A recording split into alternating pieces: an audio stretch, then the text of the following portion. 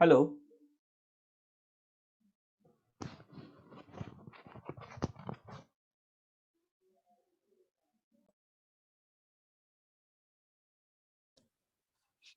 Hello.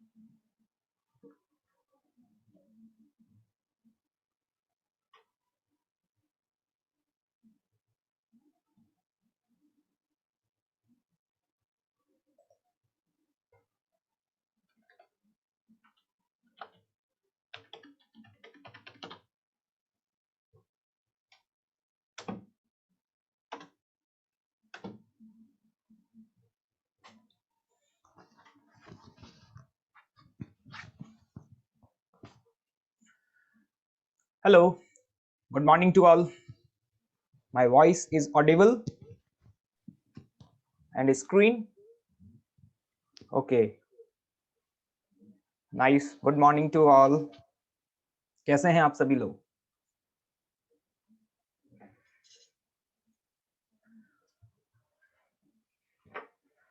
क्या आप सभी लोगों ने होमवर्क किया है?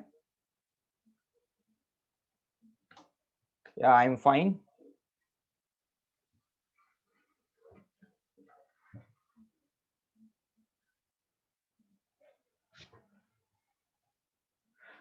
फ्यू मिनट्स वेट करते हैं, उसके बाद अपन लोग अपनी क्लास स्टार्ट करेंगे। सभी स्टूडेंट्स अभी ज्वाइन हो रहे हैं। यस, मैं सभी क्वेश्चन डिस्कस करूंगा, चाहे वो रेस का क्वेश्चन हो, चाहे वो शीट का क्वेश्चन हो। बिल्कुल।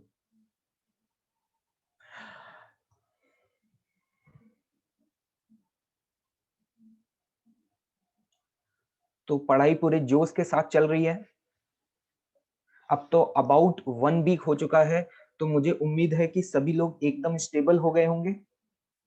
किसी को किसी तरह की कोई भी प्रॉब्लम तो नहीं आ रही है? आप अपनी जूम ट्यूटोरियल क्लासेस को अटेंड कर रहे हैं या नहीं?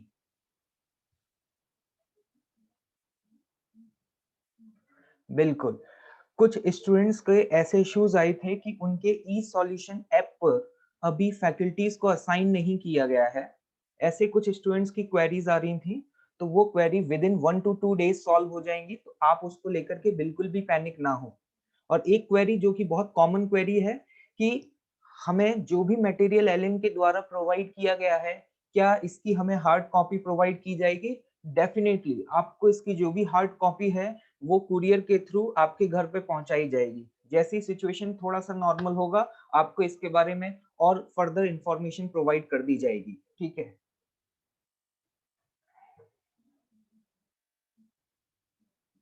हाँ, एक और इम्पोर्टेंट पॉइंट कि कुछ स्टूडेंट्स मुझसे ये कह रहे थे कि सर हमें हमारा वीकली शेड्यूल नहीं मिल रहा है। ऐसे कितने स्टूडेंट्स हैं जिनको उनका वीकली शेड्यूल नहीं मिला है? एक बात ध्यान से सुनिएगा कि आपका जो वीकली शेड्यूल है, वो वीकली शेड्यूल आपका जो पोर्टल है एल प्लस का, उसके नोटिस बोर्ड में जाकर के देखिएगा। ठीक है, अपने नोटिस बोर्ड के सेक्शन में आप लोग चेक करिएगा, आपको वहां पे मिल जाएगा। अगर फिर भी आपको वहां पे भी अपलोड नहीं हुआ है, तो डेफिनेटली आज मैं अपनी टेक्निकल टीम से इसके बारे में डिस्कस करूंगा, and after this I will explain you कि यहाँ पे क्या किस तरीके की प्रॉब्लम आ रही है। ठीक है, तो देखिए मैंने यहाँ पे स्क्रीन पर आंसर्स लिख दिए हैं। रेस नंबर 2 के सभी लोग आंसर्स फटाफट नोट डाउन कर लें। ठीक है, इसका क्वेश्चन नंबर 1 और 10 अभी हम लोग डिस्कस नहीं करेंगे। ठीक है, लेकिन इसका आंसर आप लोग लिख लें। लेकिन अभी ये वाला क्वेश्चन और ये वाला क्वेश्चन अभी हम लोग डिस्कस नहीं करेंगे, क्वेश्चन नंबर 1 और 10, क्योंकि आपको याद होगा मैंने क्वेश्चन नंबर 2 से लेकर के अप टू द 9 इतने क्वेश्चंस आपको होमवर्क में दिए थे।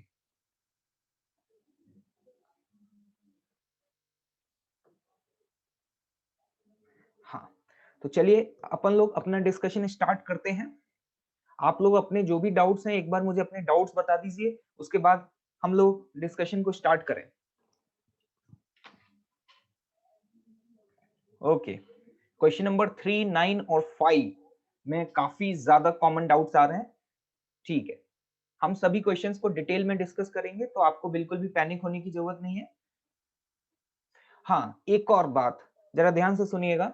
कुछ पेरेंट्स की मेरे पास इस तरीके की क्वेरीज आ रही थी कि आप लोग प्रॉपरली ड्यूरिंग द लेक्चर, मतलब ड्यूरिंग द लाइव लेक्चर्स, आप यहाँ पर नोट्स अपने प्रिपेयर नहीं कर रहे हैं। कुछ स्टूडेंट्स क्या करते हैं, सीधे हैंडआउट्स को डाउनलोड कर लेते हैं और उन्हें लगता है कि हैंडआउट हम अपने पास रखेंगे और इसी से हमारी प्रिपरेशन हो जाएगी। तो ऐसे स्टूडेंट से मेरी रिक्वेस्ट है कि प्लीज ऐसा ना करें। मैं आपको एक इंस्टेंट बताता हूँ। 2018 की बात है। दो स्टूडेंट्स थे, मुझे याद है, और एक स्टूडेंट ए और सपोज एक स्टूडेंट बी। जो ए स्टूडेंट था वो काफी शार्प माइंडेड स्टूडेंट था। जब भी मैं क्लास में कोई भी बातें एक्सप्लेन करता था, तो स्टूडेंट ए को सारी बातें बहुत अच्छे से समझ आ जाती थी और वो आंसर भी बहुत क्विक दिया करता था। ठीक है, लेकिन वो स्टूडेंट थोड़ा सा लेजी था। क्या करता था कि जब मैं नोट्स लिखवाता था या मैं कोई भी चीज डिक्टेट करता था, तो वो अपनी नोटबुक में उसे नोट डाउन नहीं करता था। उसे लगता था कि उसे तो ऐसे ही सारी चीजें याद रहेंगी। ठीक है, और जो स्टूडेंट बी था, उसे क्लास में सारी चीजें इतने अच्छे से समझ नहीं आती थी। ठीक है, उसको बहुत एफर्ट करना पड़ता था। कभी कभी ऐसा होता था कि स्टूडेंट बी का आंसर निकल के नहीं आता था, लेकिन अदर स्टूडेंट्स आंसर दे देते थे। वो हमेशा थोड़ा लैग करता था, लेकिन वो बहुत हार्ड वर्किंग था।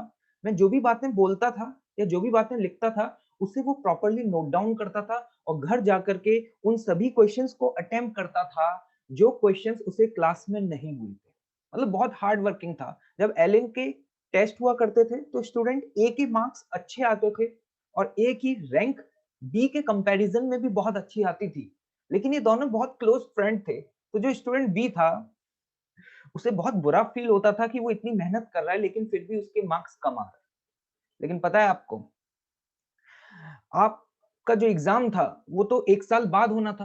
मैंने स्टूडेंट टू को एक ही बात बोली कि तुम लगातार मेहनत करते रहो, देयर इज नो शॉर्टकट।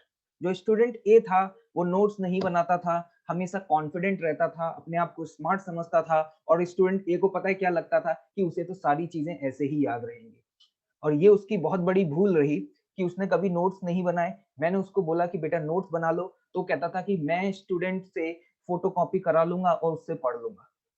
एक बात हमेशा याद रखना कि अपने हाथ से अपनी हैंड राइटिंग में लिखी हुई चीजें ही हमें समझ आती हैं, चाहे हमारी हैंड राइटिंग कितनी भी खराब हो। ठीक है। और पता है क्या हुआ, जब आईआईटी का रिजल्ट आया तो आज स्टूडेंट ए जो है ना वो एनआईटी सूरत में है। ठीक है। और जो स्टूडेंट बी है ना वो आज आईआईटी कानपुर में मैकेनिकल इंजीनियर है। तो अब डिसाइड आपको करना है कि भैया एनआईटी में जाना है या फिर आपको आईआईटी में जाना है। There is no shortcut of hard work. हमेशा इस बात को याद रखिएगा कि हार्ड वर्क का कोई शॉर्टकट नहीं है। जो स्टूडेंट बी था वो दिन रात मेहनत करता था, उसे चीजें कम समझ आती थी, लेकिन हर वो क्वेश्चन जो उसे क्लास में नहीं होता था, हर वो क्वेश्चन जो होमवर्क में दिया जाता था, उसे डिस्कशन के बाद घर जाकर के पूरी ईमानदारी से सॉल्व करता था, और उसने आईआईटी क्रैक कर ली। और जो स्टूडेंट ए जो कि इवन बहुत अच्छा कर सकता था, टॉप 500 में रैंक सिक्योर कर सकता था, ट्रस्ट में कर सकता था, उसके अंदर कैपेबिलिटीज थी, लेकिन ओवर स्मार्टनेस, मैं जो भी चीजें एक्सप्लेन करता था उनको नोट डाउन ना करना, ये रीजन रहा कि वो इतना एफर्ट करने के बाद भी सेलेक्ट नहीं हो पाया आईआईटी में। तो एक सिंपल सी कहानी है, ये रियल इंस्टेंट है 2018 का, ये दोनों मेरे ही स्टूडेंट्स रहे हैं। ठीक है। तो अब आप खुद सोच लीजिए, आप याद रखना कि आपको नोटबुक में अपनी ही हैंड राइटिंग में चीजें लिखनी है। ड्यूरिंग द लेक्चर कोशिश किया करें आप जितना लिख पा रहे हैं लिखें, लेकिन क्वेश्चंस को सॉल्व जरूर किया करें।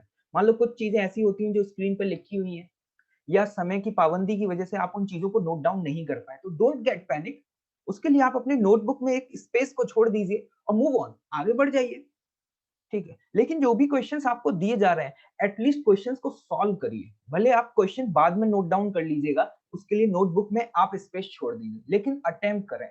जितने ज्यादा क्वेश्चंस अटेम्प्ट करेंगे, जितनी प्रैक्टिस करेंगे ना, उतनी जल्दी आपके दिमाग में जो जंग लगी हुई है ना बेटा 15-16 साल से, वो जंग जल्दी हटेगी। तो प्रैक्टिस करनी है तो याद रखिएगा। ठीक है। तो चलिए स्टार्ट करते हैं।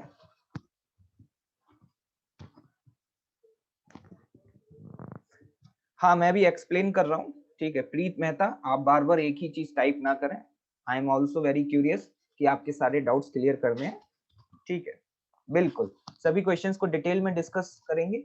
अगर आपसे वो क्वेश्चन हो गया है तो भी आप उसके बारे में सुने, नहीं हुआ है तो ऑब्वियस सी बात है, डेफिनेटली आपको सुनना ही होगा। सो चलो लेट्स स्टार्ट। क्या आप सभी लोगों ने रेस नंबर 2 के आंसर्स नोट डाउन कर लिए हैं?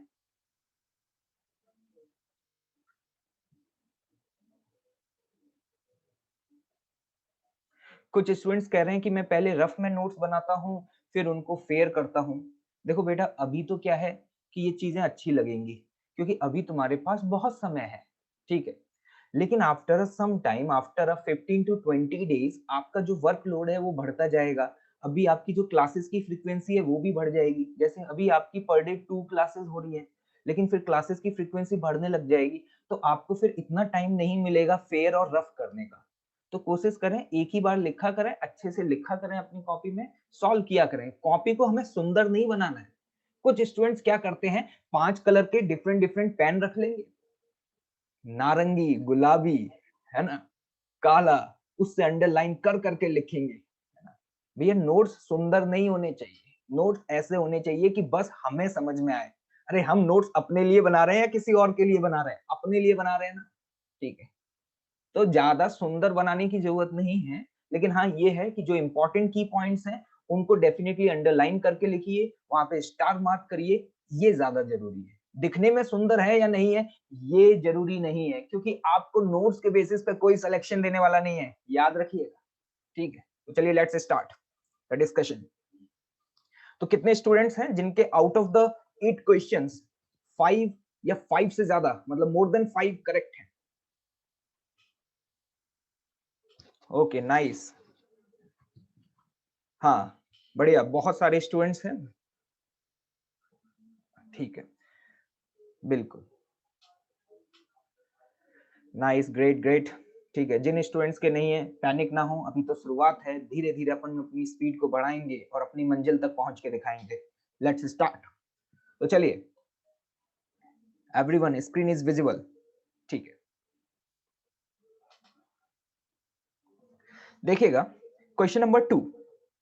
क्वेश्चन नंबर 2 में यहां पर ये 4 डिफरेंट फंडामेंटल क्वांटिटीज आपको गिवन है, energy, mass, angular momentum and gravitation constant. मैं आपको बताना चाहूंगा कि आप इन सभी फिजिकल क्वांटिटीज के डायमेंशंस ऑलरेडी फाइंड आउट कर चुके हैं।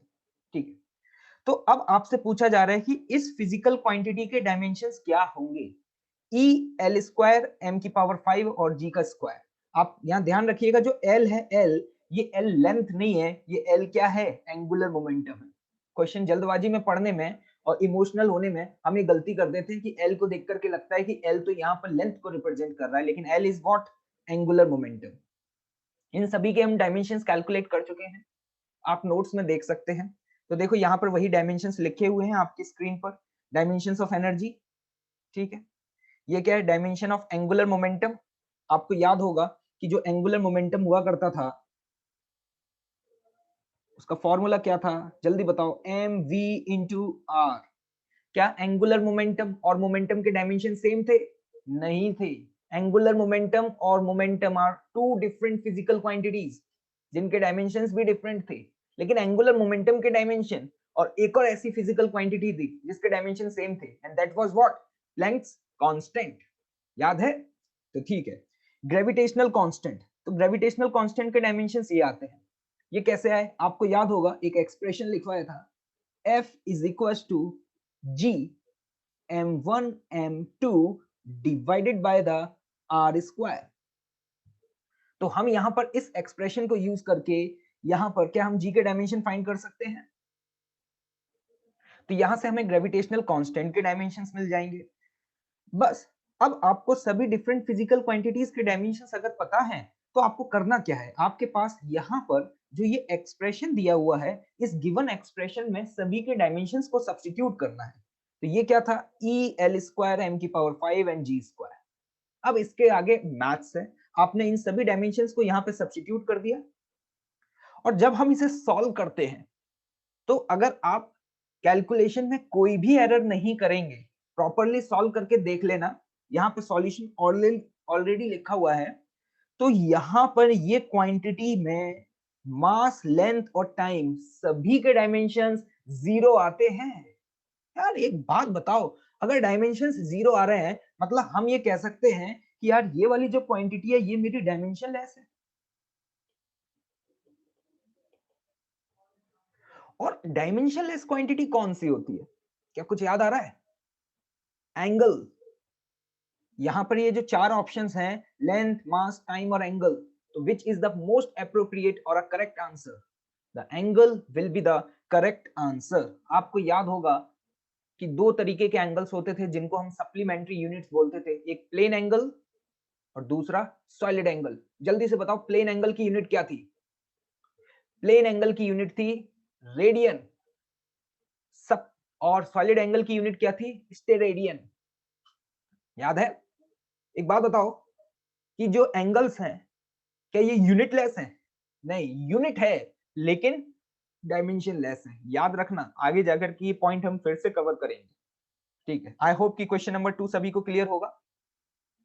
जिन लोगों से सॉल्व नहीं हुआ या जिन लोगों का आंसर गलत आया है वो इसको एक बार दोबारा से चेक करिएगा, मैं ये आपके पोर्टल में अपलोड कर दूंगा, वहां से आप इसके आंसर्स देख सकते हैं। ठीक है,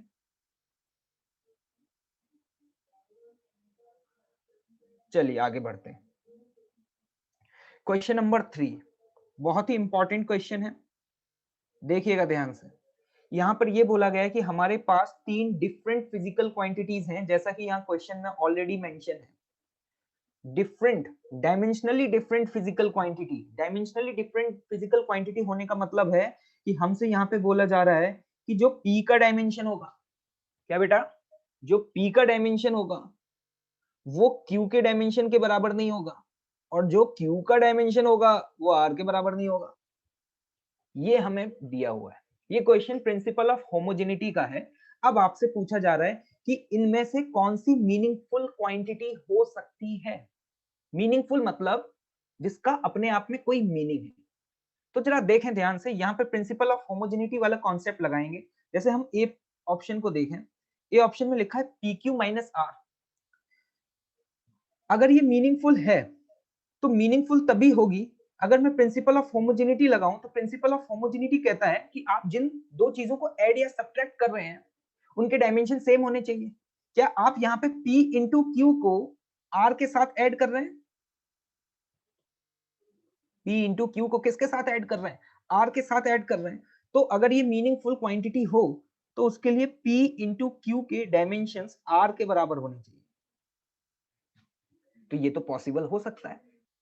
मैं ये नहीं कह रहा कि P, Q और R तीनों के डायमेंशन सेम है, लेकिन ऐसा पॉसिबल हो सकता है ना कि P इंटू क्यू के जो डायमेंशंस हैं वो किसके बराबर आ जाए? R के बराबर आ जाए। क्लियर? जैसे कि आप फॉर एग्जांपल ऐसे बहुत सारे एग्जांपल ले सकते हैं, जैसे स्पीड बराबर क्या लिखते हैं? Distance upon time. तो वहां पे जो डिस्टेंस होता है, डिस्टेंस को आप लिख सकते हैं स्पीड इंटू टाइम। तो उसी तरीके का ये है कि दो फिजिकल क्वांटिटी को जब आपस में मल्टीप्लाई किया तो तीसरी मिल सकती है। तो definitely it is a meaningful quantity. तो देखो ए ऑप्शन तो मीनिंगफुल है, हमें यहाँ पे पता करना है कि कौन सा मीनिंगफुल नहीं है। बी ऑप्शन, अब बी ऑप्शन में तो p q divided by r किया गया है, तो इसमें तो कोई तकलीफ ही नहीं है, ये तो अपने आप में ही मीनिंगफुल हो सकता है, क्योंकि यहाँ पे तो हम ऐड या सब्ट्रैक्ट कर ही नहीं रहे, यहाँ पे तो हम क्या कर रहे हैं? मल्टीप्लाई कर रहे हैं और डिवाइड कर रहे हैं, तो कोई तकलीफ वाली बात नहीं है। मतलब बी तो ऑप्शन करेक्ट ही होगा, पी क्यू बाय आर। अब आते हैं यहां पर सी ऑप्शन पे, जरा ध्यान से देखिएगा। सी ऑप्शन में वो बोलते हैं P minus q by r. इसका मतलब हम यहां पर P में से Q को सब्ट्रैक्ट कर रहे हैं। अगर P में से Q को सब्ट्रैक्ट करेंगे तो दिस इंप्लाइज कि P का डायमेंशन, देखते रहिएगा ध्यान से, P का डायमेंशन Q के बराबर होना चाहिए, दिस इंप्लाई। लेकिन ये कॉन्ट्राडिक्ट कर रहा है, क्योंकि क्वेश्चन में ऑलरेडी मेंशन है कि P Q R तीन डिफरेंट फिजिकल क्वांटिटीज हैं। तो इसका मतलब ये वाला स्टेटमेंट मीनिंगफुल होगा या नहीं होगा? नहीं होगा। ये मीनिंगफुल तभी हो सकता था जब P का डायमेंशन Q के बराबर होता। तो इसका मतलब ये मीनिंगफुल नहीं है, इसीलिए तो बेटा ये आपका आंसर दिया हुआ है। क्लियर मेरी बात? अब आ जाते हैं डी ऑप्शन। आप सिर्फ और सिर्फ उन फिजिकल क्वांटिटीज को देखेंगे जिनको ऐड या सब्ट्रैक्ट किया गया है, क्योंकि प्रिंसिपल ऑफ होमोजेनिटी आपको याद है। एक बात बताओ, डी ऑप्शन में हमने लिखा P R minus Q square upon Q R. तो हम ये कह सकते हैं P इंटू आर का डायमेंशन अगर क्यू स्क्वायर के बराबर हो जाए तो ये मीनिंगफुल होगा। तो यहां पर ये मीनिंगफुल होने के लिए हमें क्या करना होगा कि P इंटू आर की जो डायमेंशंस हैं वो डायमेंशन सिंपली किसके बराबर हो जाए? क्यू स्क्वायर के बराबर। तो इट इज पॉसिबल, ये तो हो ही सकता है कि दो डिफरेंट फिजिकल क्वांटिटीज को मल्टीप्लाई करने पर उनके जो डायमेंशंस आते हैं वो क्यू स्क्वायर के बराबर आ जाए। तो इट इज ऑल्सो मीनिंगफुल। क्या ये हमारा कॉन्ट्राडिक्ट कर रहा है? नहीं कर रहा है। तो आई होप कि आपको ये बात समझ आ गई होगी। तो इसका आंसर क्या हो गया? सी हो गया। ठीक है,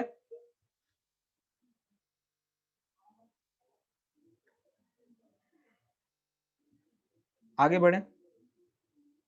यहां पर ये क्वेश्चन जो है, ये क्वेश्चन आपका प्रिंसिपल ऑफ होमोजेनिटी का है। आप उन क्वांटिटीज को देखेंगे जिन क्वांटिटीज को ऐड या सब्ट्रैक्ट किया गया है, क्योंकि दो डिफरेंट फिजिकल क्वांटिटीज को कभी भी ऐड या सब्ट्रैक्ट नहीं किया जा सकता।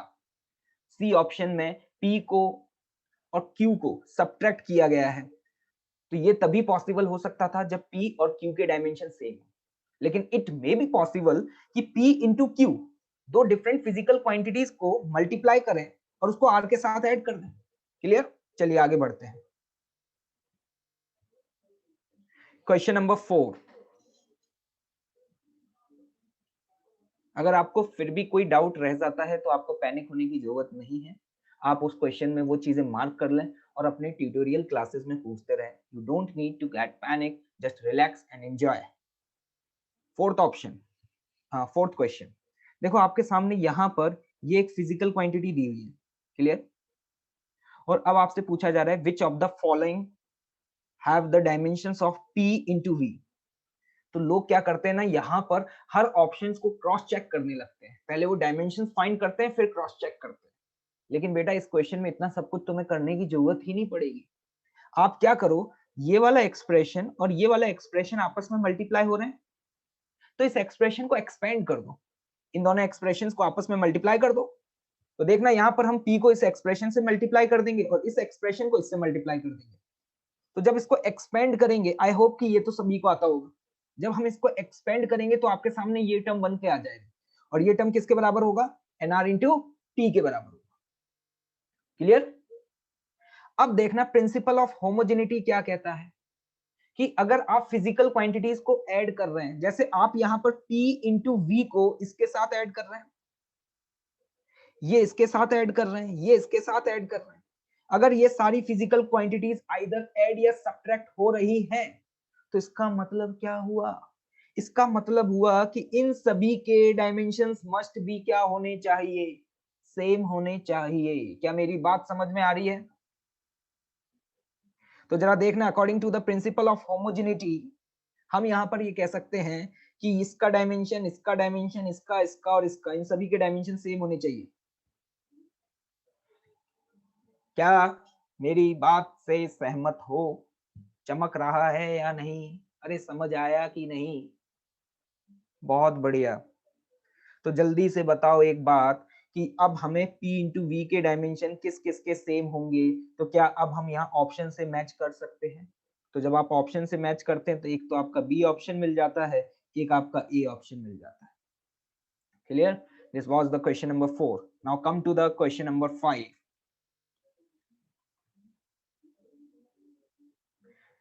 यहाँ पे स्टूडेंट्स पूछ रहे हैं कि ये n क्या है।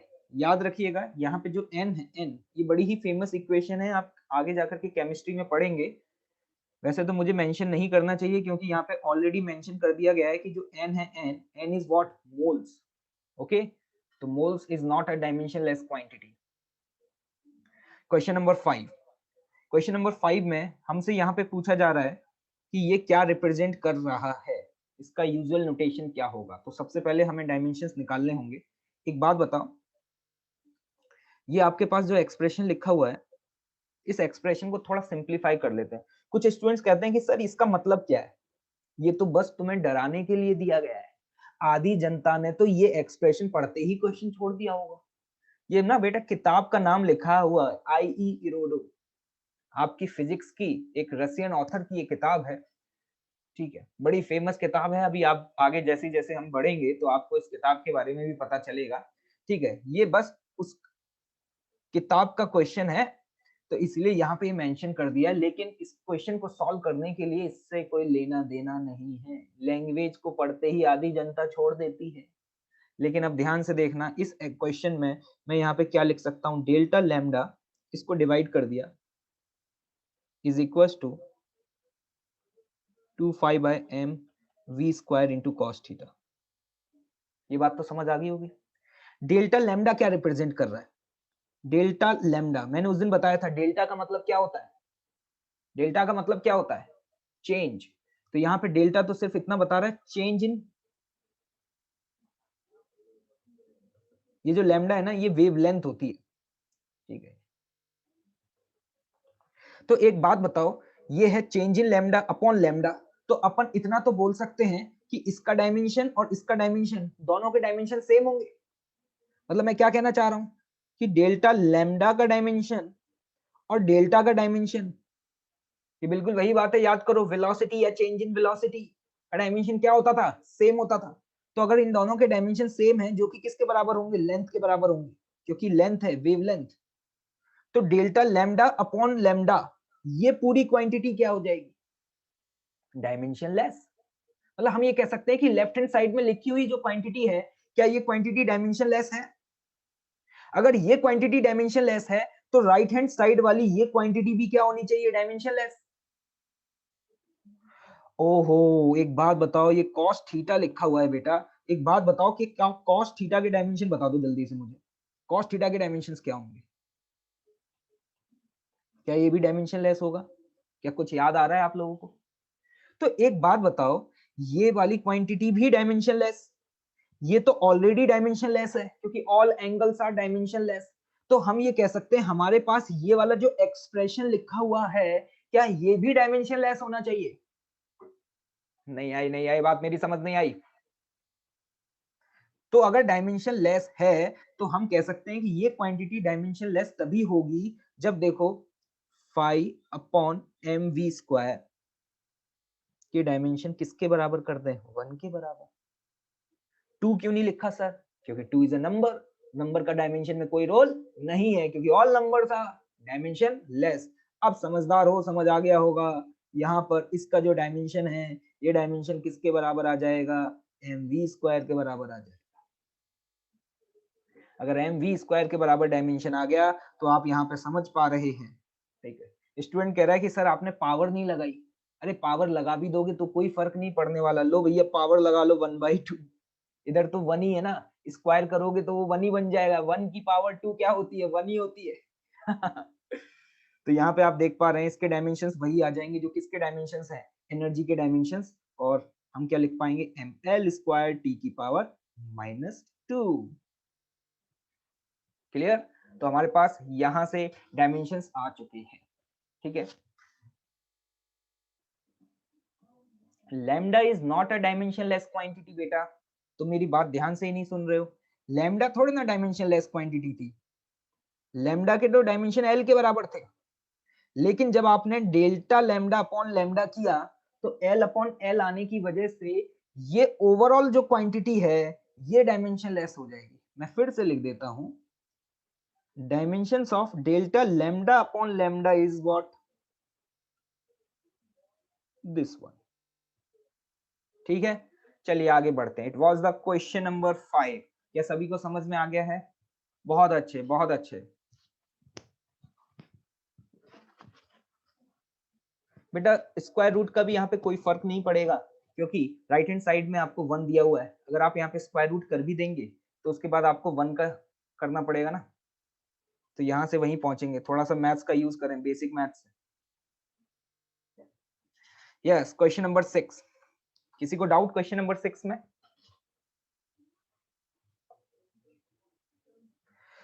देखिए एक बात बताओ, बहुत आसान क्वेश्चन है, इसमें ज्यादा मेहनत आपको करनी ही नहीं पड़ती। a minus t square upon b x ये लिखा हुआ है। इस एक्सप्रेशन को क्या मैं सिंप्लीफाई करके ऐसे लिख सकता हूँ क्या? a upon b x minus t square upon b x. क्या सहमत हो? ये मैथ्स है बेटा, मैथ्स है ना? अब एक बात बताओ कि प्रिंसिपल ऑफ होमोजेनिटी पढ़ा है? अगर आपने प्रिंसिपल ऑफ होमोजेनिटी पढ़ा है तो हम ये कह सकते हैं कि जो प्रेशर का डायमेंशन होगा, किसका डायमेंशन? जो प्रेशर का डायमेंशन होगा, क्या वही a बाई बी एक्स का डायमेंशन होगा? क्या वही t square upon b x का डायमेंशन होगा? अरे बिल्कुल होगा।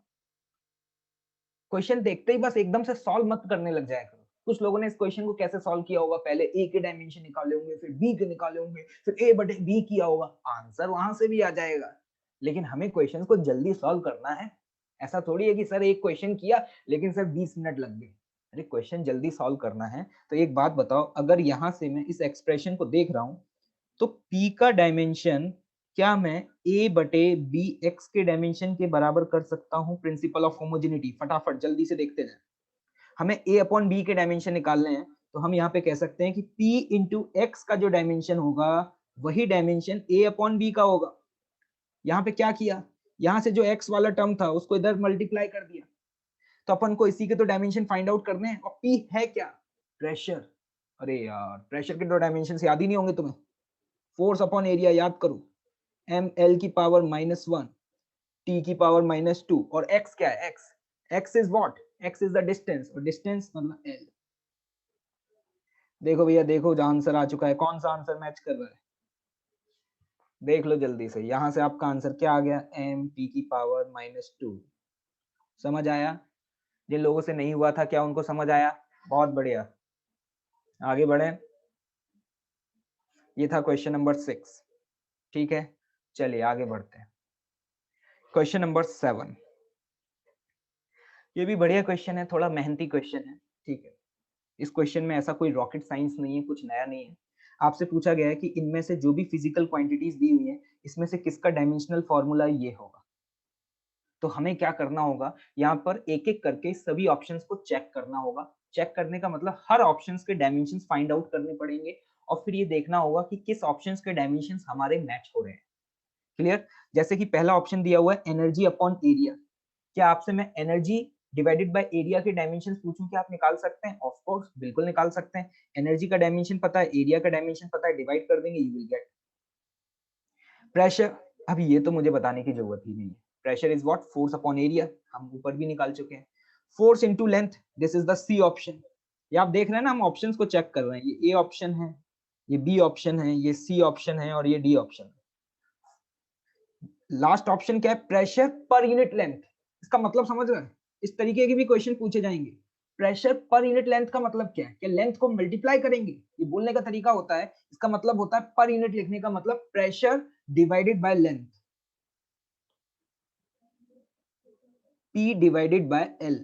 याद रखिएगा। जैसे कि मैंने यहां पर एक इस वाली चीज को हम ऐसे भी बोल सकते थे, कैसे? Energy per unit area. Divide करने का ये तरीका है, आप जिस भी फिजिकल क्वांटिटी से डिवाइड कर रहे हैं उसे आप ऐसे लिख सकते हैं, पर यूनिट एरिया। इस लैंग्वेज को समझिए, ठीक है? तो प्रेशर अपॉन लेंथ के डायमेंशंस भी हमने निकाल लिए और हमने देखा कि जैसे ही हमने डी ऑप्शंस के डायमेंशंस निकाले तो डी ऑप्शंस के डायमेंशंस हमारे यहाँ पे मैच हो रहे हैं। अरे हो रहे हैं या नहीं हो रहे हैं?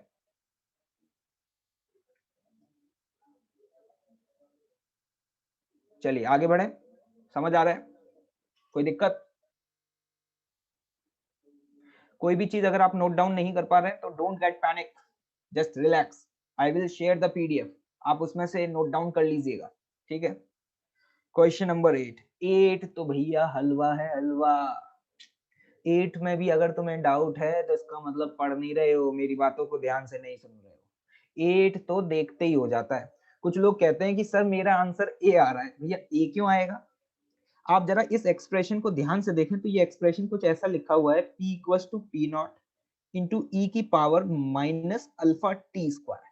नोट्स में एक पॉइंट लिखवाया गया था, ऑल एक्सपोनेंट्स आर डायमेंशनलेस। क्या याद है वो बात? अगर आप ध्यान से देख रहे हैं तो यहाँ पर क्या ये पूरा का पूरा टर्म आपका एक्सपोनेंट है? अगर ये वाला टर्म एक्सपोनेंट है, क्या है? एक्सपोनेंट, तो अल्फा डायमेंशनलेस होगा या alpha into T square dimensionless होगा? हम बोलेंगे पूरा का पूरा एक्सपोनेंट होता है ना बेटा, तो alpha into T square dimension less होगा।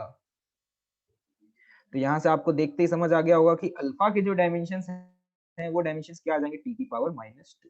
तो इसलिए हमारा कौन सा ऑप्शन सही है? B option. Clear clear, hopefully समझ आ गया होगा, गलती नहीं होनी चाहिए ऐसे क्वेश्चंस में। चलिए आगे बढ़ते हैं। Question number 9। कितने लोगों को डाउट है? किसी को डाउट?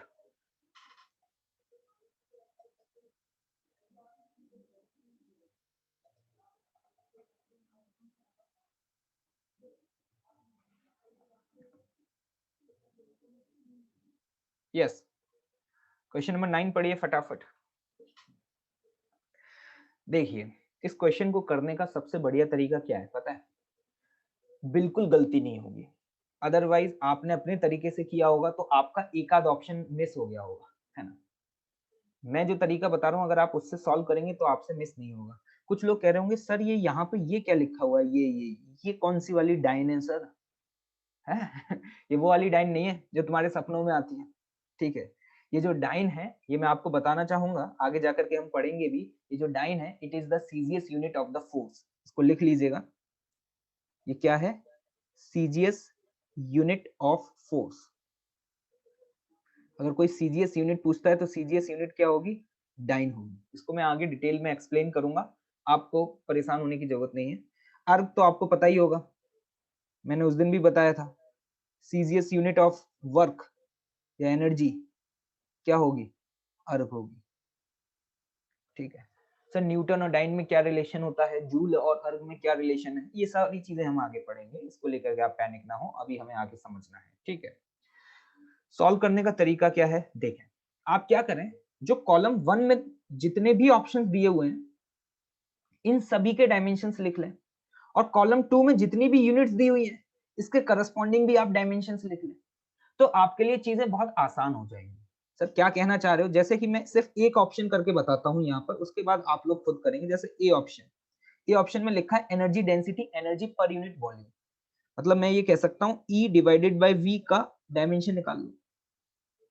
E अपॉन V का डायमेंशन निकालोगे तो आप जानते हो यहाँ क्या लिखोगे, ml स्क्वायर टी की पावर -2 अपॉन वॉल्यूम, वॉल्यूम का डायमेंशन L क्यूब। जल्दी से बताएं कि जब इसको आप सॉल्व करेंगे तो ये डायमेंशन क्या आ जाता है, ml की पावर -1 टी की पावर -2। क्लियर? क्या इसी तरीके से आप आगे भी सॉल्व कर सकते हैं? कुछ स्टूडेंट्स कह रहे होंगे कि सर ये क्या है, ये तो हमने कभी जाना ही नहीं। Force constant of a spring. लोगों को लगता है फोर्स कांस्टेंट का मतलब ये फोर्स है। ये फोर्स नहीं है, ध्यान से सुनना। ये एक्सप्रेशन क्या है मैं बता रहा हूं, नोट कर लेना अपनी नोटबुक में, आगे जाकर के काफी यूज होगा। F बराबर माइनस के kx होता है। इसमें जो ये k टर्म है ना, इसी को हम फोर्स कांस्टेंट बोलते हैं। Note down this. कुछ लोग फोर्स कांस्टेंट बोलते हैं और कुछ किताबों में इसका नाम आपको स्प्रिंग कांस्टेंट भी लिखा हुआ दिखाई देगा। सर क्या होता है इसका मतलब नहीं समझना, फॉर्मूला पता होना चाहिए अभी। F बराबर kx, और ये F जो है, F क्या है, फोर्स, और x क्या है अभी हमारे लिए, सिंपली डिस्टेंस। क्लियर? तो फोर्स कांस्टेंट के डायमेंशन देखो कैसे निकालोगे, F डिवाइडेड बाय x का डायमेंशन। तो एक बात बताओ, फोर्स का डायमेंशन तो याद होगा, अरे याद है या नहीं है, बटे L। ये देखो कितनी गरीबी है, मतलब m L की पावर 0 t की पावर -2, ये आएगा। तो फोर्स कांस्टेंट का डायमेंशन क्या होता है? क्या फोर्स के बराबर होता है? नहीं। फोर्स कांस्टेंट आज के बाद याद रखना है। अगर फोर्स कांस्टेंट या फिर उसको स्प्रिंग कांस्टेंट बोला जाए तो इसका मतलब है force per unit length. Student पूछ रहे हैं कि सर इतने सारे फॉर्मूले हैं, क्या हमें सभी फॉर्मूले याद रखने हैं? नहीं, आपको याद नहीं रखने सारे फॉर्मूले। अगर कोई ऐसी क्वांटिटी दी होगी जिसके बारे में आपको नहीं पता होगा, तो एग्जाम में आपको उसका फॉर्मूला दिया जाएगा। आप परेशान बिल्कुल भी ना हो, ठीक है। नेक्स्ट सी ऑप्शन क्या है, प्रेशर। तो प्रेशर का तो डायमेंशन मैं आंख बंद करके ही लिख सकता हूं, है ना। प्रेशर का डायमेंशन क्या लिखूंगा, एम एल की पावर -1 और टी की पावर -2। ये हमने क्या किया अभी कि कॉलम 1 में जितने भी ऑप्शंस दिए हुए थे उनके डायमेंशंस निकाल लिए, ठीक है। अब इसी तरीके से कॉलम बी में, या हम कह सकते हैं कॉलम 2 में जो भी लिखा हुआ है उनके डायमेंशंस निकाल लो। सर वो कैसे निकालेंगे? यहाँ पे क्या लिखा हुआ है, dyne upon centimetre square. Dyne किसकी यूनिट है? अभी बताया था, फोर्स की। तो फोर्स का डायमेंशन अपॉन सेंटीमीटर, देखना कैसे निकालोगे। फोर्स का डायमेंशन क्या लिखोगे, एम एल टी की power -2 upon centimetre square. Centimetre square का मतलब नीचे डायमेंशन किसका आना चाहिए, एल स्क्वायर। यहां से आपके पास ये एक्सप्रेशन आ जाएगा, एम एल की पावर -1 टी की पावर -2। कैसे आप आगे भी कैलकुलेट कर सकते हैं। क्यू, जल्दी से बताओ क्यू का डायमेंशन क्या होगा, पेन चलाओ पेन चलाओ। क्यू का डायमेंशन क्या होगा, क्यू क्या है, केजी का डायमेंशन मीटर, सॉरी एम, और मीटर का डायमेंशन एल अपॉन टी। मतलब हम कह सकते हैं यहां से डायमेंशन क्या आ जाता है। पेन चलाते रहो, सारी इंपॉर्टेंट बातों को नोट डाउन करते रहो, एक भी स्किप नहीं होनी चाहिए। डोंट गेट स्मार्ट, अगर आपसे क्वेश्चन हो भी गया तो स्मार्ट ना बने। छोटे छोटे पॉइंट्स ही हैं जो आपको डिफरेंस क्रिएट करेंगे। आर वाला निकाल सकते हो, आर वाला।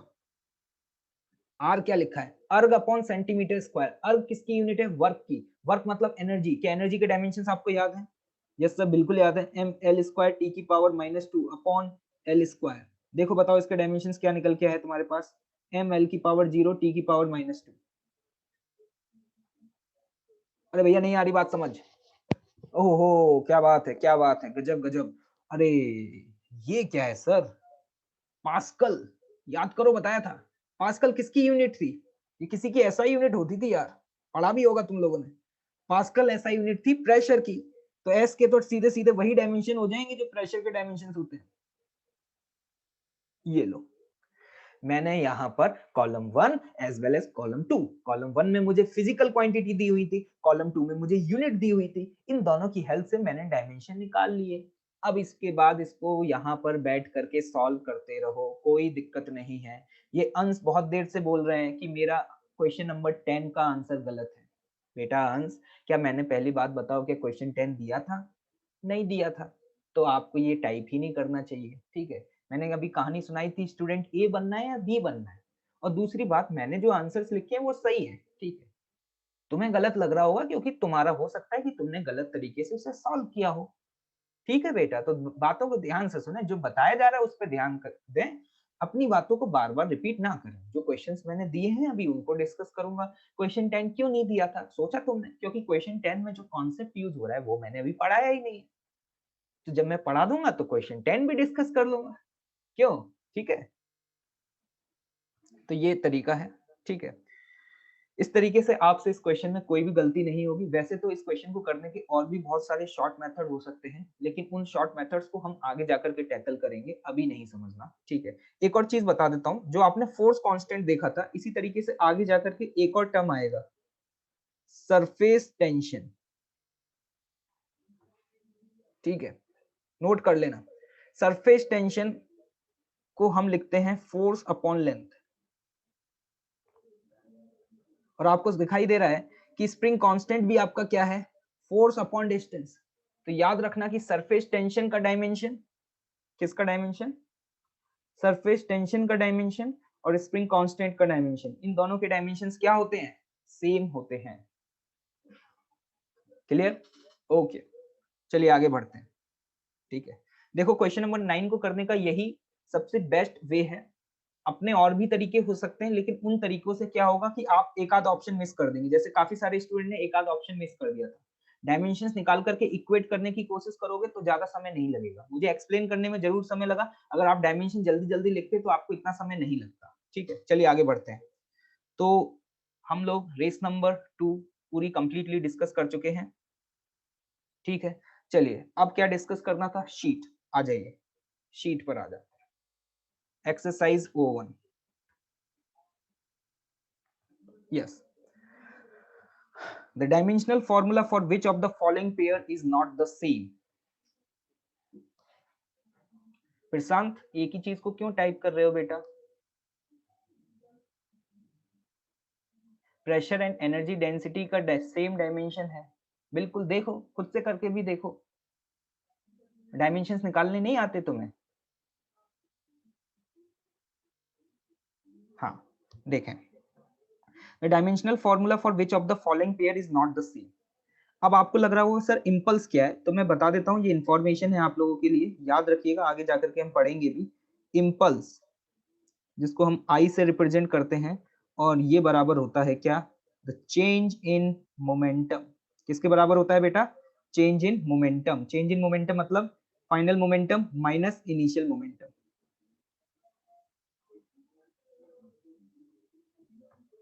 तो ऑब्वियस सी बात है, इंपल्स चेंज इन मोमेंटम है, तो हम डायरेक्टली बोल सकते हैं, इसको भी याद रखना कि जो इंपल्स का डायमेंशन है वही डायमेंशन मोमेंटम का भी होता है। टॉर्क एंड वर्क, ये मैं बता चुका हूं, उस दिन एससीवी में भी क्वेश्चन आया था। टॉर्क और वर्क का डायमेंशन क्या होता है? सेम होता है, ठीक है? सी ऑप्शन क्या है? Stress and pressure. याद रखना इस बात को भी कि स्ट्रेस की वैल्यू भी क्या होती है? स्ट्रेस की वैल्यू होती है फोर्स अपॉन एरिया। तो इसका भी डायमेंशन सेम है, और ये क्वेश्चन सॉल्व करने के लिए तो आपको ज्यादा सोचना भी नहीं पड़ता, क्योंकि यहाँ पर एक ऑप्शन ऐसा दिया हुआ है जो हम लोग डिस्कस कर चुके हैं, डी ऑप्शन। क्या मोमेंटम और एंगुलर मोमेंटम के डायमेंशन सेम थे?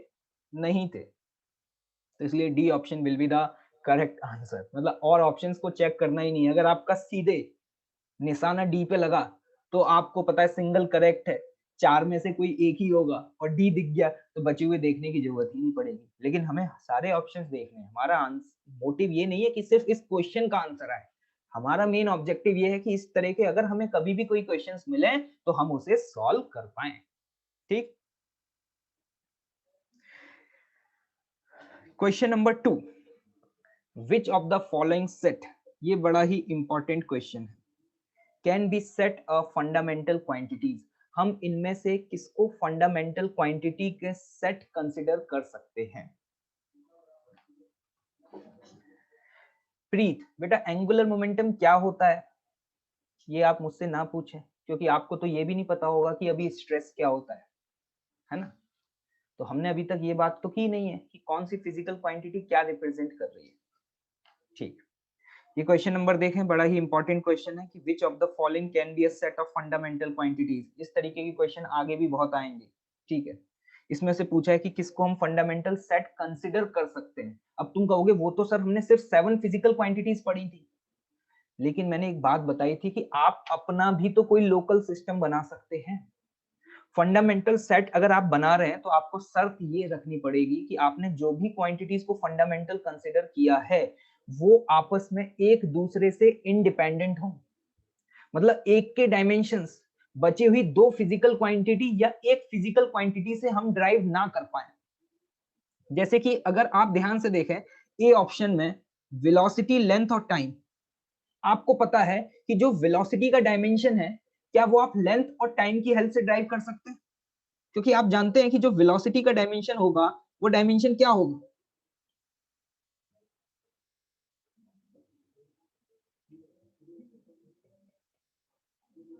LT की पावर -1। तो इसका मतलब वेलोसिटी जो है वो लेंथ और टाइम की हेल्प से ड्राइव की जा सकती है। इसका मतलब ये वाला जो सेट है इसे हम फंडामेंटल सेट कंसिडर नहीं कर सकते। क्लियर? उसी तरीके से अगर आप देखें मोमेंटम, मास और वेलोसिटी, एक बात बताओ मुझे, मोमेंटम, मास और वेलोसिटी में आपको रिलेशन पता है? बिल्कुल पता है। आपको पता है कि मोमेंटम बराबर क्या होता है? Mass into velocity. अगर आपको मास और वेलोसिटी दे दूं तो क्या आप मोमेंटम के बारे में बता पाएंगे? तो हम ये कह सकते हैं कि मास और वेलोसिटी का प्रोडक्ट आपको मोमेंटम दे रहा है। तो मोमेंटम जो है वो इन दोनों फिजिकल क्वांटिटीज पर, कौन कौन सी, मास और वेलोसिटी, इन दोनों फिजिकल क्वांटिटी पर डिपेंड कर रहा है। इसका मतलब ये ऑप्शन भी हमारा गलत हो गया। क्लियर? ऐसे ही अगर आप डी ऑप्शन को चेक करें, डी ऑप्शन में लिखा है मोमेंटम, टाइम और फ्रीक्वेंसी, लेकिन आप ये जानते हैं कि टाइम बराबर क्या होता है? 1/f।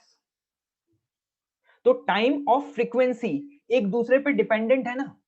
मतलब अगर आपको टाइम का डायमेंशन पता है तो आपको फ्रीक्वेंसी का डायमेंशन पता चल जाएगा। या हम कह सकते हैं अगर आपको टाइम पता है तो फ्रीक्वेंसी पता है। मैं बोलूं यार टाइम 5 सेकंड, फ्रीक्वेंसी क्या बोलोगे? 1/5।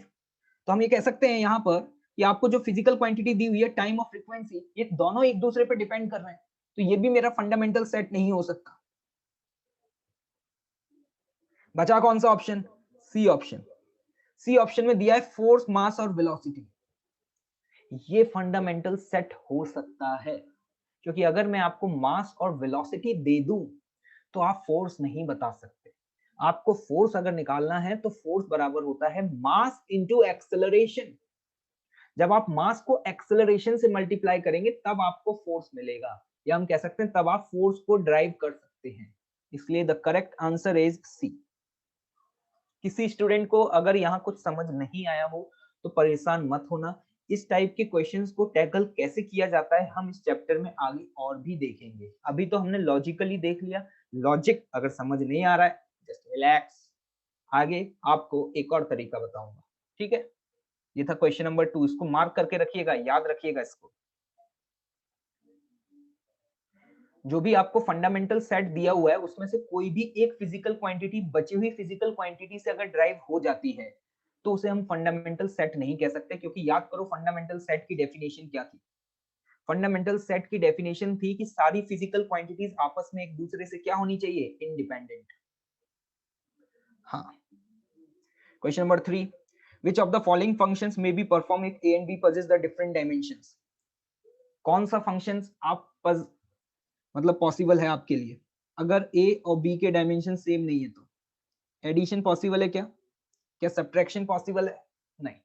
प्रिंसिपल ऑफ होमोजेनिटी कहता है कि आप उन्हीं दो क्वांटिटीज को ऐड कर सकते हैं जिनके डायमेंशंस क्या होंगे? सेम होंगे, या उन्हीं को सब्ट्रैक्ट कर सकते हैं। तो ऑप्शन विल बी ए। ठीक, क्वेश्चन नंबर 4, आई होप कि आप लोगों से हो ही गया होगा, ऐसा क्वेश्चन हम क्लास नोट्स में कर चुके हैं। ठीक है, चलिए S1। S1 में क्वेश्चन नंबर 1 देखें ध्यान से। आपसे क्या पूछा गया है? A और K का डायमेंशन पूछा गया है। यहाँ पे जो U लिखा हुआ है UX, ये पोटेंशियल एनर्जी है। अगर आपने क्वेश्चन पढ़ा है तो आपको पता होगा, यहाँ लिखा हुआ है साफ साफ, ये पोटेंशियल एनर्जी है। ये x मल्टीप्लाई नहीं हो रहा, ये याद रखिएगा, यहाँ पे जो x लिखा हुआ है ये x सबस्क्रिप्ट में लिखा हुआ है, तो ये सिर्फ ये दिखा रहा है कि ये पोटेंशियल एनर्जी x एक्सिस के अलोंग है, ठीक है। ऐसा नहीं करना आपको u से x को मल्टीप्लाई कर दें। तो यहाँ पर हम k को मल्टीप्लाई करेंगे तो ऐसे लिखेंगे k माइनस के इंटू कॉस ax, ठीक है। आपको अगर k का डायमेंशन पता करना है तो आप यहाँ पे देख करके समझ पा रहे होंगे कि बताओ जल्दी से, जो पोटेंशियल एनर्जी का डायमेंशन होगा क्या वही डायमेंशन k का होना चाहिए बेटा? देखो ध्यान से, क्या इसका डायमेंशन और इसका डायमेंशन सेम होना चाहिए? अरे मेरी बात समझ आई या नहीं आई?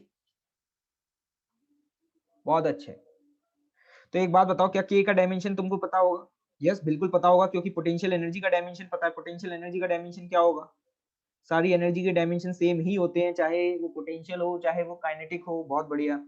अब यहाँ पर अगला टर्म आप यहाँ पे देख पा रहे हैं, ए के डायमेंशन निकालना। एक बात बताओ बेटा, ये क्या है? क्या ये एंगल है? अगर ये एंगल है तो आप खुद जानते हैं एक बात कि a इंटू एक्स इस पूरी क्वांटिटी के डायमेंशंस होंगे या नहीं होंगे? नहीं होंगे, मतलब ये डायमेंशन लेस होगी, मतलब m की पावर 0, l की पावर 0, t की पावर 0। तो यहाँ पे आप देख पा रहे हैं कि सिंपली a के जो डायमेंशन है वो 1/x के बराबर, मतलब l की पावर -1। खत्म हो गया। It was the question number 1। Question number 2। Question number 2 में किसी को डाउट?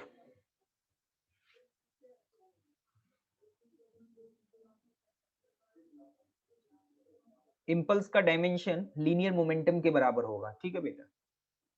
इंपल्स बराबर होता है change in linear momentum, not the change in angular momentum. लिख लेना इस बात को। यहाँ पे ये चेंज इन मोमेंटम लिखा हुआ है, ये कौन सा मोमेंटम है? Linear momentum. हाँ, क्वेश्चन नंबर 2 में आपको यहाँ पे बोल्ट्जमैन कांस्टेंट की एसआई यूनिट फाइंड आउट करनी है। जरा ध्यान से देखना, v बराबर क्या लिखा हुआ है? स्क्वायर रूट ऑफ गामा के बी टी बाय एम। यहाँ पे जो गामा है, गामा, ये गामा क्या है? क्वेश्चन को अगर आप पढ़ेंगे तो गामा लिखा हुआ है डायमेंशन लेस कांस्टेंट, मतलब इसका कोई भी अपना डायमेंशन नहीं होगा। क्लियर? अब जरा ध्यान से देखना, अगर आप स्क्वायर करोगे तो इस एक्सप्रेशन को ऐसे लिख सकते हो, वी स्क्वायर बराबर गामा के बी टी बाय एम। ठीक, आपको यहाँ पे किसके डायमेंशन फाइंड आउट करने हैं? एक्चुअली यूनिट फाइंड आउट करनी है इसकी k की। तो अगर k की यूनिट फाइंड आउट करनी है तो k के डायमेंशन पता चल जाएंगे तो यूनिट पता चल जाएगी। आप यहाँ से क्या लिख सकते हैं? M v square upon gamma into t. हाँ सॉरी, गामा तो निकालना ही है। ओह नहीं नहीं, सही लिखा है। क्या निकालना है? k। बिल्कुल। एक बात बताओ, इसका डायमेंशन और इसका डायमेंशन क्या सेम होना चाहिए? अब आपके लिए आसान है, ये वाली जो क्वांटिटी है, ये वाली क्वांटिटी, ये तो आपके लिए क्या है? Dimension less. अगर ये क्वांटिटी डायमेंशन लेस है तो आप आगे डायमेंशन लिख लेते हैं एम वी स्क्वायर, मतलब एल टी की पावर -1 का होल स्क्वायर। गामा का कोई डायमेंशन नहीं है, टी क्या है? टी टाइम है क्या? जल्दी बताओ।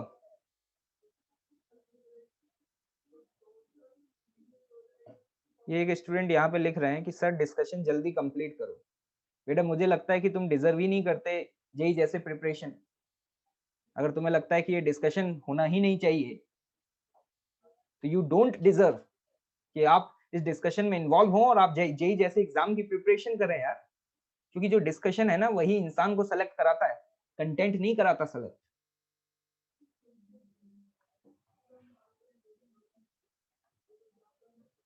बस यहाँ से हमारे पास किसके डायमेंशंस आ जाएंगे? हाँ सॉरी, टी का डायमेंशन और आएगा यहाँ पे, और टी क्या है? टेम्परेचर। तो टेम्परेचर का डायमेंशन क्या होगा? के। Clear? It was the question number 2। हाँ, मैंने S1 में क्वेश्चन नंबर 3 और 4 भी दिया था, लेकिन वो मैं अभी डिस्कस नहीं करूंगा क्योंकि 3 और 4 आगे की टॉपिक्स के क्वेश्चंस आ गए थे, अभी हमने वो टॉपिक्स नहीं पढ़े हैं। ठीक है, तो उन दो क्वेश्चंस को आप होल्ड रखिएगा। कौन कौन सा क्वेश्चन? S1 का क्वेश्चन नंबर 3 और 4। मैंने देखा 3 और 4 वाले जिस टॉपिक्स के क्वेश्चंस हैं वो अभी हमने नहीं पढ़ा। ठीक है बेटा, चलिए स्टार्ट करें फिर। Are you ready? मैंने एक क्वेश्चन दिया था होमवर्क में, चलिए आ जाइए, नोट्स पे आ जाइए।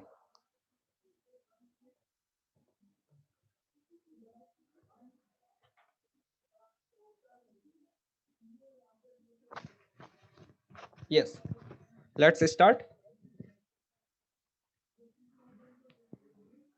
हाँ बताओ, ये वाली इक्वेशन आपकी डायमेंशनली करेक्ट आ रही थी या इनकरेक्ट आ रही थी? मैंने एक क्वेश्चन दिया था, आपने सॉल्व किया? इसकी यूनिट तो निकाल ही सकते हो ना बेटा, अगर डायमेंशंस पता चल गए तो। डायमेंशनली करेक्ट या इनकरेक्ट? ये मेरी तो डायमेंशनली इनकरेक्ट आ रही है, क्योंकि स्पीड के डायमेंशंस आप यहाँ पे देख पा रहे होंगे। स्पीड के डायमेंशंस क्या आते हैं? एल टी की पावर -1। लेकिन पी बाय रो के डायमेंशन निकालते हो तो आपके डायमेंशंस ये आ रहे हैं। तो आप यहाँ पे देख पा रहे होंगे कि लेफ्ट हैंड साइड के डायमेंशंस और राइट हैंड साइड के डायमेंशन सेम आ रहे हैं, नहीं आ रहे हैं। तो हम ये कहेंगे ये इक्वेशन डायमेंशनली करेक्ट है या इनकरेक्ट है? This equation is dimensionally correct या इनकरेक्ट? इनकरेक्ट। कितने लोगों का सही है ये? बहुत बढ़िया, चलिए आगे बढ़े। ठीक है, एक और क्वेश्चन देखिएगा। सपोज मैं आपके सामने ये लिखता हूं,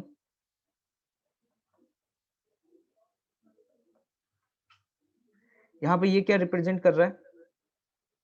काइनेटिक एनर्जी। m क्या रिप्रेजेंट कर रहा है? मास। और v क्या रिप्रेजेंट कर रहा है? स्पीड। मुझे बताएं ये इक्वेशन डायमेंशनली करेक्ट है या इनकरेक्ट है? अरे सर क्या पूछ लिया, कैसा मजाक कर रहे हो, ये तो सभी को याद है। काइनेटिक एनर्जी होती ही हाफ एम वी स्क्वायर है। तो ऑब्वियस सी बात है, आपको यहाँ से दिखाई दे रहा है कि काइनेटिक एनर्जी के डायमेंशंस और हाफ एम वी स्क्वायर के डायमेंशंस सेम ही आ रहे हैं। ये तो मुझे बताने की जरूरत ही नहीं है। करेक्ट, ठीक है। अब देखना यहाँ पे मैं आपको क्या बताना चाह रहा हूँ। अगर मैं आपसे यहाँ पर एक और क्वेश्चन पूछ लेता कि ये बताओ, अगर मैं काइनेटिक एनर्जी बराबर 4mv² लिख दूं, क्या लिख दूं? 4mv²। बताओ ये इक्वेशन भी क्या डायमेंशनली करेक्ट है? डायमेंशनली करेक्ट है या नहीं है? बिल्कुल है, क्योंकि मैं अभी भी बोल सकता हूं कि काइनेटिक एनर्जी का डायमेंशन वही होगा जो 4mv² का होगा।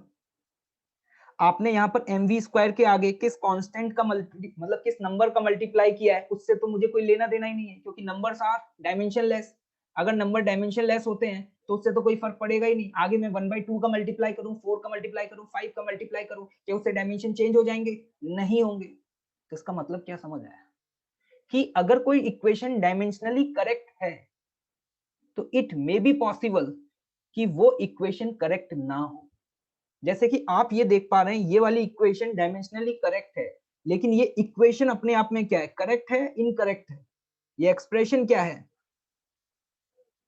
ये एक्सप्रेशन है बेटा इनकरेक्ट। और अगर ये एक्सप्रेशन इनकरेक्ट है तो यहां पर एक स्टेटमेंट लिख लेना, बहुत ही इंपॉर्टेंट स्टेटमेंट है।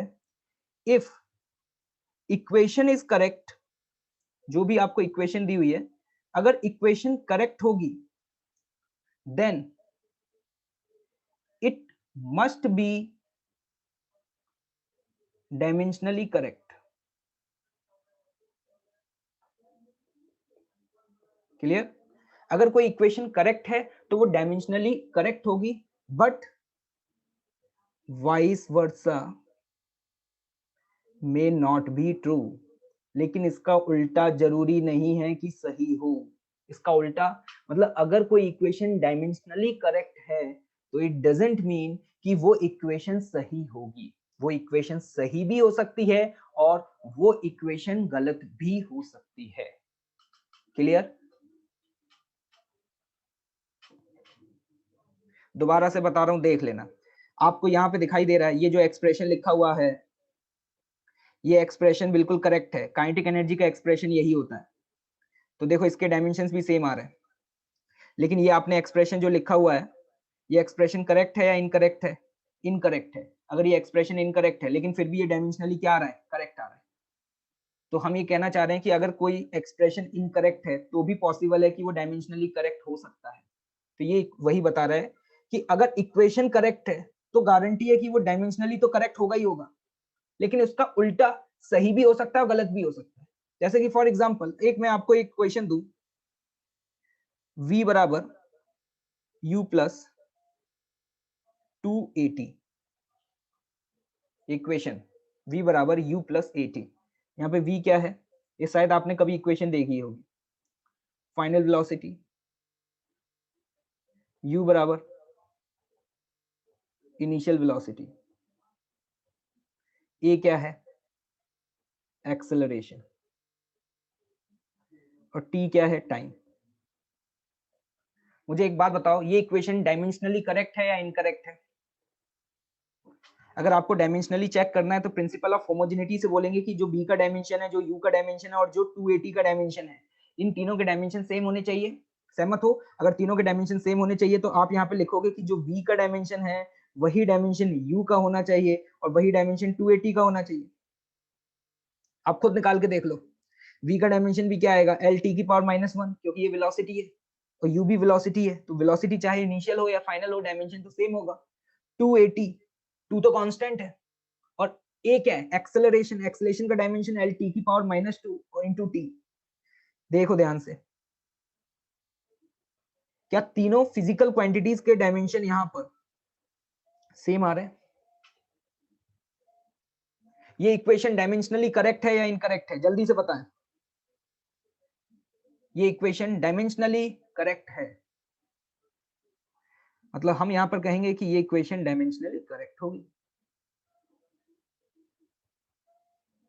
लेकिन एक बात बताओ, आपने तो first equation of motion 9th-10th class में पढ़ा होगा, क्या ये इक्वेशन का एक्सप्रेशन सही लिखा हुआ है क्या? सही इक्वेशन क्या होती है, याद करो, आपने पढ़ी है। सही इक्वेशन तो ये थी, v बराबर u प्लस at। ये जो मैंने इक्वेशन लिखी है, ये इक्वेशन डायमेंशनली भी करेक्ट है और साथ ही साथ आप देख पा रहे हैं ये इक्वेशन का एक्सप्रेशन भी करेक्ट है। तो याद रखना कि अगर कोई इक्वेशन डायमेंशनली करेक्ट है तो जरूरी नहीं है वो इक्वेशन सही है, क्योंकि नंबर्स आर व्हाट डायमेंशनलेस। तो आपने किस नंबर का मल्टीप्लाई किया है उससे उसके डायमेंशन चेंज नहीं होते। जैसे कोई कहे कि नहीं सर मैं यहाँ पे 12 का मल्टीप्लाई करूंगा क्योंकि मेरी डेट ऑफ बर्थ 12 को आती है, तो बेटा तू 12 का भी मल्टीप्लाई करेगा तो भी इक्वेशन डायमेंशनली करेक्ट आएगी। लेकिन सही एक्सप्रेशन तो यही है ना। तो ये जो स्टेटमेंट यहाँ पे लिखा गया है ना बेटा, ये वाला स्टेटमेंट, इस स्टेटमेंट को याद रखना, one of the most important statement. Okay, चलिए एक और क्वेश्चन आपके लिए। ये आपके सामने एक एक्सप्रेशन लिखा हुआ है यहाँ पर, ये आप देख पा रहे हैं। यहाँ पे h हाइट है, r रेडियस है, रो डेंसिटी है, g जो है वो acceleration due to gravity, s है सरफेस टेंशन। मुझे बताएं ये इक्वेशन डायमेंशनली करेक्ट है या इनकरेक्ट है? ये इक्वेशन डायमेंशनली करेक्ट है या फिर इनकरेक्ट? जल्दी सॉल्व करें।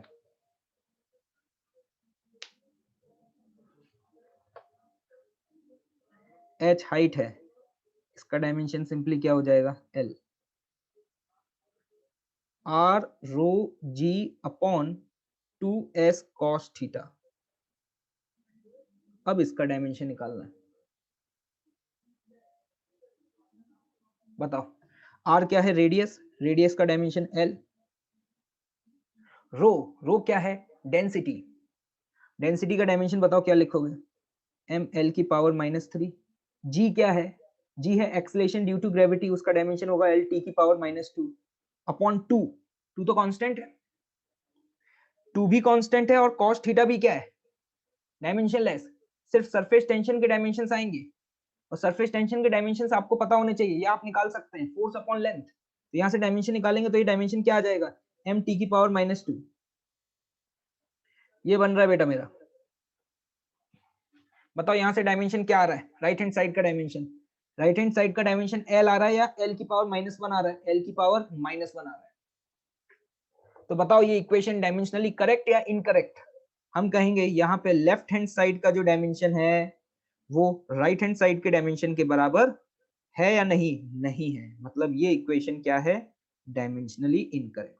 आप लोग खुद से सॉल्व करके देखिए, सभी का आंसर आना चाहिए। कितने लोग का आंसर आ गया, जल्दी बताओ फटाफट, टाइम वेस्ट नहीं होना चाहिए। बहुत बढ़िया, गौरव गर्ग ने आंसर निकाल लिया है। बहुत अच्छे, सुमेध निकाल चुके हैं, अधीश जैन निकाल चुके हैं। क्या आगे बढ़ा जाए, स्पीड अप किया जाए? चलो, तो आज के बाद अगर आपको कोई भी इक्वेशन दी जाएगी और आपको डायमेंशनली चेक करना होगा तो आप क्या करेंगे? First step, left hand side में जो एक्सप्रेशन लिखा है उसके डायमेंशन निकालेंगे, राइट हैंड साइड में जो एक्सप्रेशन लिखा है उसके डायमेंशंस निकालेंगे और चेक करेंगे कि दोनों के डायमेंशंस सेम आ रहे हैं या फिर नहीं आ रहे हैं। अगर सेम आ रहे हैं तो वो डायमेंशनली करेक्ट होगी। अच्छा, एक बात बताओ जल्दी से, अगर कोई इक्वेशन डायमेंशनली करेक्ट है तो जरूरी है कि वो इक्वेशन करेक्ट होगी? अगर कोई इक्वेशन डायमेंशनली करेक्ट है तो जरूरी है कि वो इक्वेशन करेक्ट होगी? बिल्कुल सही। और अगर कोई इक्वेशन करेक्ट है तो गारंटी है क्या कि वो डायमेंशनली करेक्ट होगी? बिल्कुल होगी। बहुत अच्छा। चलिए, अब हम यहां पर, आपको याद होगा हम एप्लीकेशंस ऑफ डायमेंशंस पढ़ रहे थे, ठीक है, जिसमें सबसे पहले हमने अननोन फिजिकल क्वांटिटीज को डायमेंशंस कैसे फाइंड आउट करते हैं वो निकालना सीखा। उसके बाद हमने सीखा कि किसी इक्वेशन को हम डायमेंशनली कैसे चेक करते हैं, ठीक है। अब इसी सीरीज में हम आगे बढ़ रहे हैं। एप्लीकेशन नंबर 3 बहुत इंपॉर्टेंट है बेटा, ध्यान से देखना, आराम से। पहला क्वेश्चन है, प्यार से करेंगे क्योंकि ऐसे क्वेश्चन एग्जाम्स में बहुत पूछे जाते हैं। तीसरी एप्लीकेशन अब हम यहाँ पे जो पढ़ने जा रहे हैं आपको स्क्रीन पे दिखाई दे रहा होगा, to find the relation between the unknown physical quantities. अगर मुझे कुछ फिजिकल क्वांटिटीज दी हुई हैं तो उनके बीच में हम रिलेशन कैसे फाइंड आउट करते हैं, ये हम यहाँ पे सीखने जा रहे हैं, ठीक है। देखिएगा, मैं इसे एक क्वेश्चन से बताऊंगा और वो क्वेश्चन भी ऐसा ले रहा हूं जिसका फॉर्मूला आपको याद है। उससे क्या होगा कि आप चीजों को इजीली वेरीफाई कर पाएंगे। देखिए क्वेश्चन किस तरीके के पूछे जाते हैं, यहाँ पे ध्यान से देखिएगा। Kinetic energy of a body depends on the mass and the speed of a body, find the relation between the physical quantity. देखिए यहाँ पर हम क्या करने जा रहे हैं, step number 1 step by step बताऊंगा। ऐसे क्वेश्चंस को सॉल्व करने का स्टेप नंबर 1 क्या होता है? क्या बोला गया, काइनेटिक एनर्जी किस पर डिपेंड कर रहा है? मास पर और स्पीड पर। तो हम ये कहेंगे कि यार जो काइनेटिक एनर्जी है वो मास पर डिपेंड कर रहा है, तो काइनेटिक एनर्जी इज प्रोपोर्शनल। ये जो मैंने साइन बनाया है प्रोपोर्शनलिटी का साइन है, इज प्रोपोर्शनल टू मास। अब मास पर कैसे डिपेंड कर रहा है ये तो नहीं पता ना, कि काइनेटिक एनर्जी मास के स्क्वायर के प्रोपोर्शनल है या इनवर्सली प्रोपोर्शनल है या मास के क्यूब के प्रोपोर्शनल है। ऐसे फॉर्मूला आपको याद है, लेकिन सपोज आपको नहीं पता होता, आपने नाम ही नहीं सुना होता कि काइनेटिक एनर्जी का फॉर्मूला क्या होता है, और आपको बस ये बोल दिया जाता कि जो काइनेटिक एनर्जी है किसी भी गिवन बॉडी की, बेटा जरा ध्यान से देखना, वो किस पर डिपेंड कर रही है? मास पर और स्पीड पर।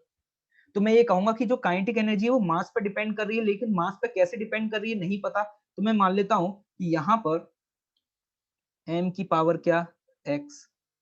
दूसरा, काइनेटिक एनर्जी किस पर डिपेंड कर रही है? स्पीड पर। तो मैं कह सकता हूँ kinetic energy is proportional to v। अब v पे कैसे डिपेंड कर रही है वो भी नहीं पता, तो v की पावर y। इन दोनों एक्सप्रेशंस को एक साथ लिखेंगे तो हम ऐसे बोल सकते हैं कि जो काइनेटिक एनर्जी है that is proportional to m की पावर x इनटू v की पावर y।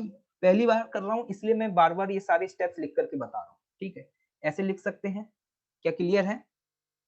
x की वैल्यू यहाँ से अपने आप निकल करके आ जाएगी, डायरेक्टली प्रोपोर्शनल है, इनवर्सली प्रोपोर्शनल है, तो अपने आप x की वैल्यू बता देगी उसको, ठीक है। तो अब यहाँ से प्रोपोर्शनलिटी कौन, ये प्रोपोर्शनलिटी वाला साइन हटाएंगे। जब हम यहाँ से ये प्रोपोर्शनलिटी हटाएंगे तो आप जरा ध्यान से देखना, यहाँ पे काइनेटिक एनर्जी का एक्सप्रेशन आप लिखेंगे इज इक्वल सी। सर ये सी क्या है? सी है कोई कांस्टेंट जिसके बारे में हमें नहीं पता। सी क्या है? सी है एक डायमेंशन लेस कांस्टेंट। लिख लेना, इसको नोट करते जाइएगा। C is a dimensionless constant. Step number 1, आपको जो भी फिजिकल क्वांटिटीज दी हुई हैं, कौन कौन सी फिजिकल क्वांटिटी किस किस पर डिपेंड कर रही है, आप उस एक्सप्रेशन को लिखें। जैसे यहाँ पे हमें दिया हुआ है काइनेटिक एनर्जी मास और स्पीड पर डिपेंड कर रही है, तो हमने इस तरीके से लिख दिया, ठीक है। C एक डायमेंशनलेस कांस्टेंट है।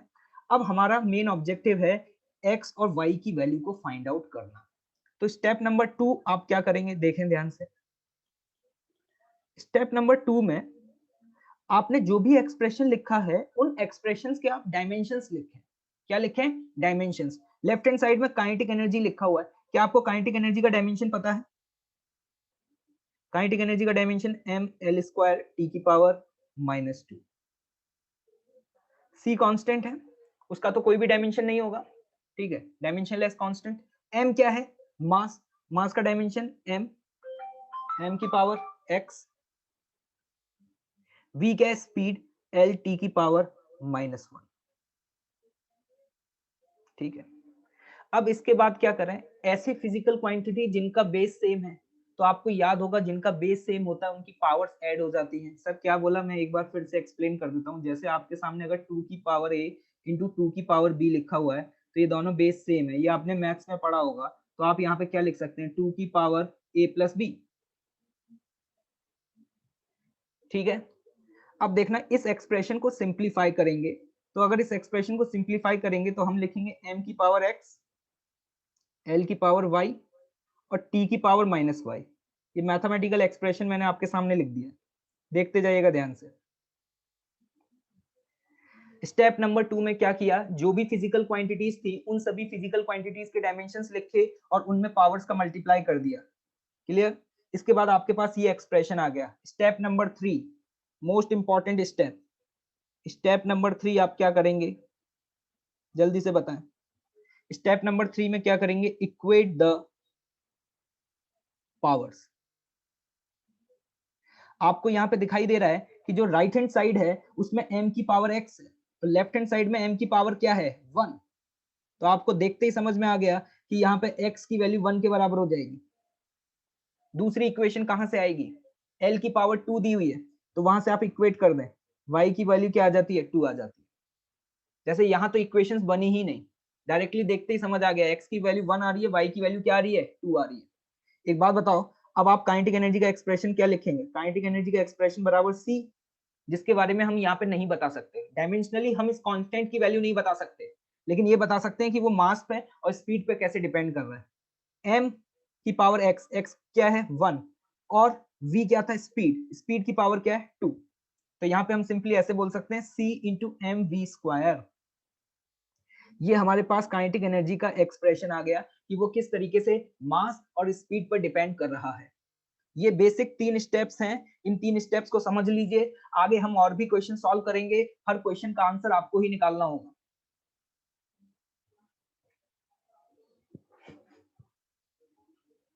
इस प्रोपोर्शनैलिटी के साइन को हटा दिया और यहाँ पर एक कोई कांस्टेंट आ गया, डायमेंशंस की हेल्प से हम इस कांस्टेंट की वैल्यू नहीं निकाल सकते हैं। ठीक है, c जो है वो डायमेंशनलेस कांस्टेंट होगा। ठीक है, समझ आ गया है? आगे बढ़े, चलिए देखिए स्टेप नंबर 1 क्या होगा, जिन पर डिपेंड कर रहा है वो लिखें, उनके डायमेंशंस लिखें और फिर पावर को इक्वेट कर दें। क्या नोट डाउन कर लिया है सभी ने?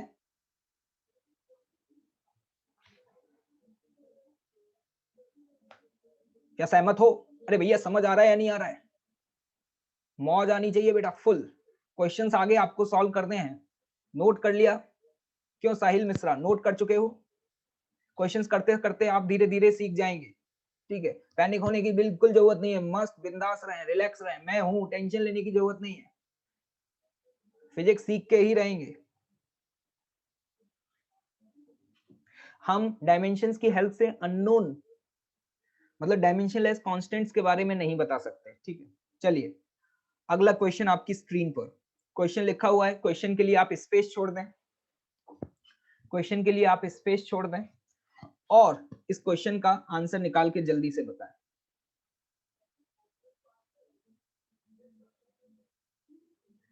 यहां पर force on a stone in a river depends upon the speed, density and area. Find the relation of a force in these physical quantities. चलिए सभी को आंसर निकालना है, पेशेंस रखें, फटाफट से आंसर निकालें।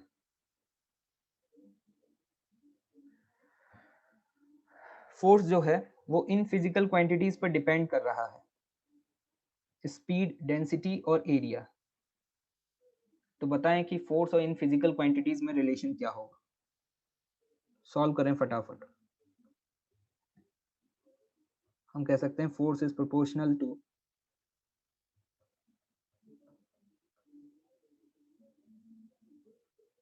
अपना अपना करते जाएं।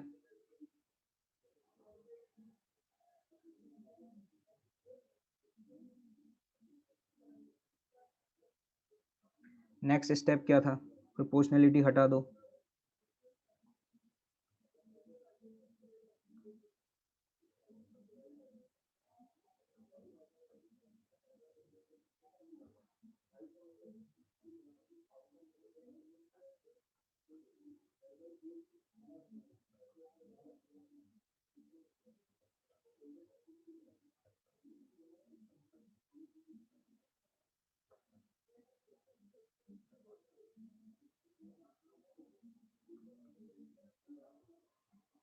निकालें जल्दी से, काफी सारे लोग निकाल चुके हैं। राघव ने आंसर बता दिया है, और लोग कब बताएंगे भाई आंसर?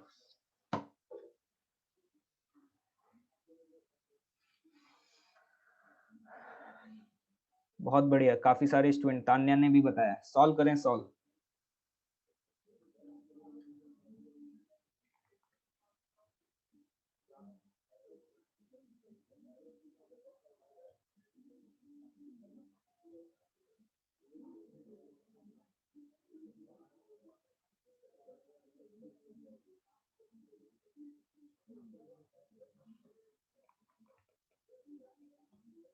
देखिए भाई, ये एक्सप्रेशन बन रहा है, स्क्रीन पे दिखाई दे रहा है सभी को।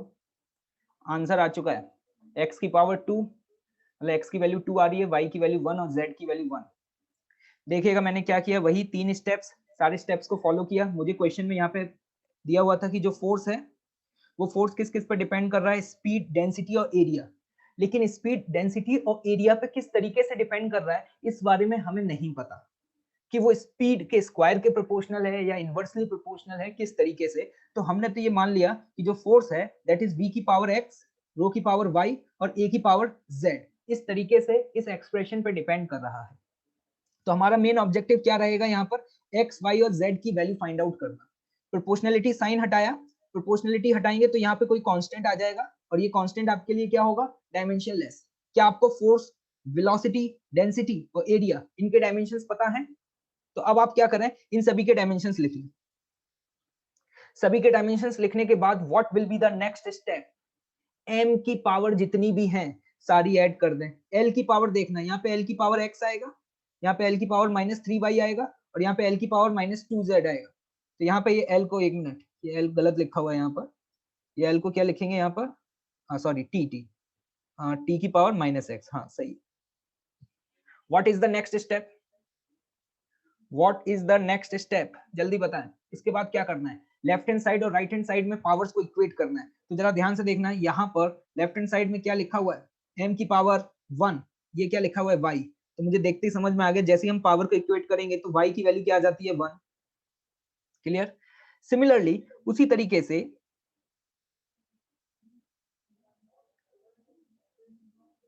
अगर हम यहां पर, एक मिनट, क्या कुछ गलती हो गई है क्या एक्सप्रेशन में? Speed, density and area, sorry, ये गलत लिख दिया हमने यहाँ पर। हाँ, मैं वही कह रहा कि ये -2 होगा, सॉरी। बिल्कुल, फोर्स का डायमेंशन क्या होगा, ml t की पावर -2। ठीक है, तो अगर आप x के डायमेंशन को कंपेयर करेंगे तो देखना जरा ध्यान से, यहाँ पर x का जो डायमेंशन है यहाँ पर क्या है, -2, और ये क्या है, -x। तो हम यहाँ पर बोलेंगे क्या, दूसरी इक्वेशन आप यहाँ पर क्या लिखेंगे, -x बराबर -2। तो यहाँ से आप देख पा रहे हैं कि x की वैल्यू क्या आ जाती है, 2। x आ गया, y आ गया। अब क्या करें, z कैसे निकालें? अभी एक और है जिसकी पावर आप इक्वेट कर सकते हैं, कौन, l। l क्या दिया हुआ है, x -3y प्लस 2z, और ये वैल्यू किसके बराबर हो जाएगी, 1 के बराबर। आपको x की वैल्यू यहाँ से पता है, x की वैल्यू आप यहाँ पे पुट कर दें, कितनी, 2 -3 इंटू वाई, वाई की वैल्यू क्या है, 1 प्लस 2z बराबर 1। यहाँ से जब सॉल्व करते हैं तो z की वैल्यू क्या आ रही है, 1। देखो इक्वेशंस को कैसे सॉल्व करते हैं, आई होप ये बात आपको समझ में आनी चाहिए। आप यहाँ पावर को इक्वेट करते जाएं और इक्वेशंस को सॉल्व करते जाएं, तो आप देख पा रहे हैं यहाँ पर z की वैल्यू, x की वैल्यू और y की वैल्यू, तीनों वैल्यू आ चुकी हैं। तो मैं अगर एक्सप्रेशन लिखूंगा तो क्या लिखूंगा, फोर्स बराबर कोई कांस्टेंट v की पावर 2, क्योंकि यहाँ पे x की वैल्यू क्या आई है, 2, रो इंटू ए। ये मेरे पास एक्सप्रेशन बनेगा। क्या काफी सारे स्टूडेंट्स ने आंसर सही दिया है? क्या आप पावर को इक्वेट कर पाएंगे? पावर को इक्वेट करने के बाद क्या आप इक्वेशंस को सॉल्व कर पाएंगे?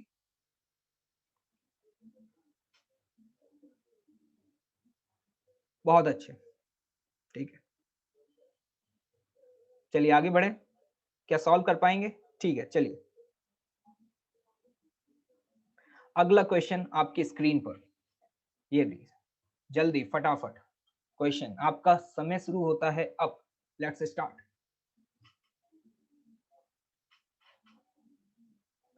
बेटा वहां पे जो सी है वो मैंने क्वेश्चन में ऑलरेडी लिखा था बेटा तान्या, कि वो डायमेंशन लेस कांस्टेंट है, तो वो सी आपका ग्रेविटेशनल कांस्टेंट नहीं हो सकता। मेरी बातों को ध्यान से सुने बेटा, ठीक है।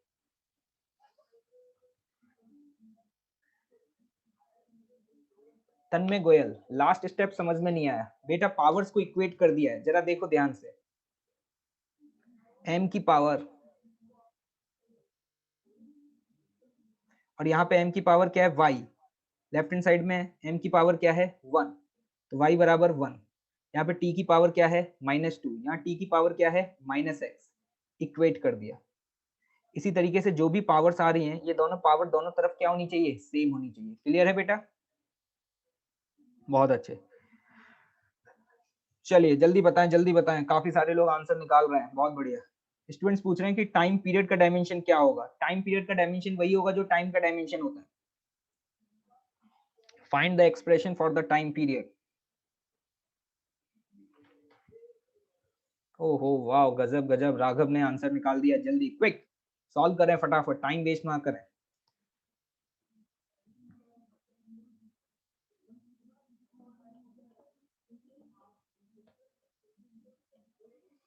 टाइम पीरियड हम कैसे लिखेंगे? Time period is proportional to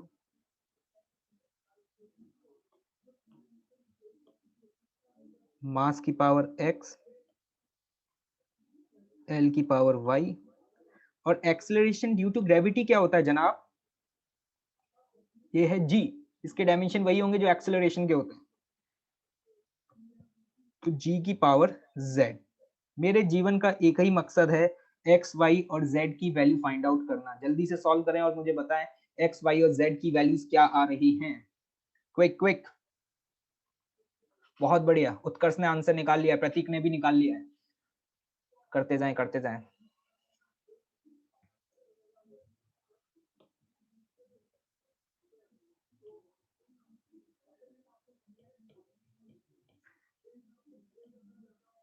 जितना पेन चलाएंगे उतनी जल्दी सीखेंगे, सिर्फ कॉपी पेस्ट नहीं करना है।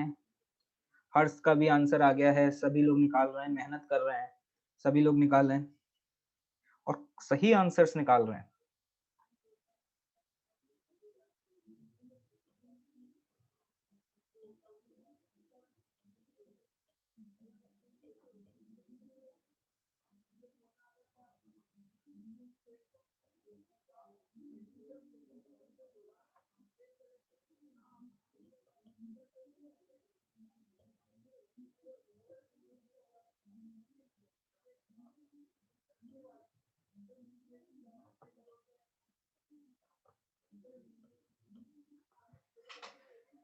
बहुत अच्छे।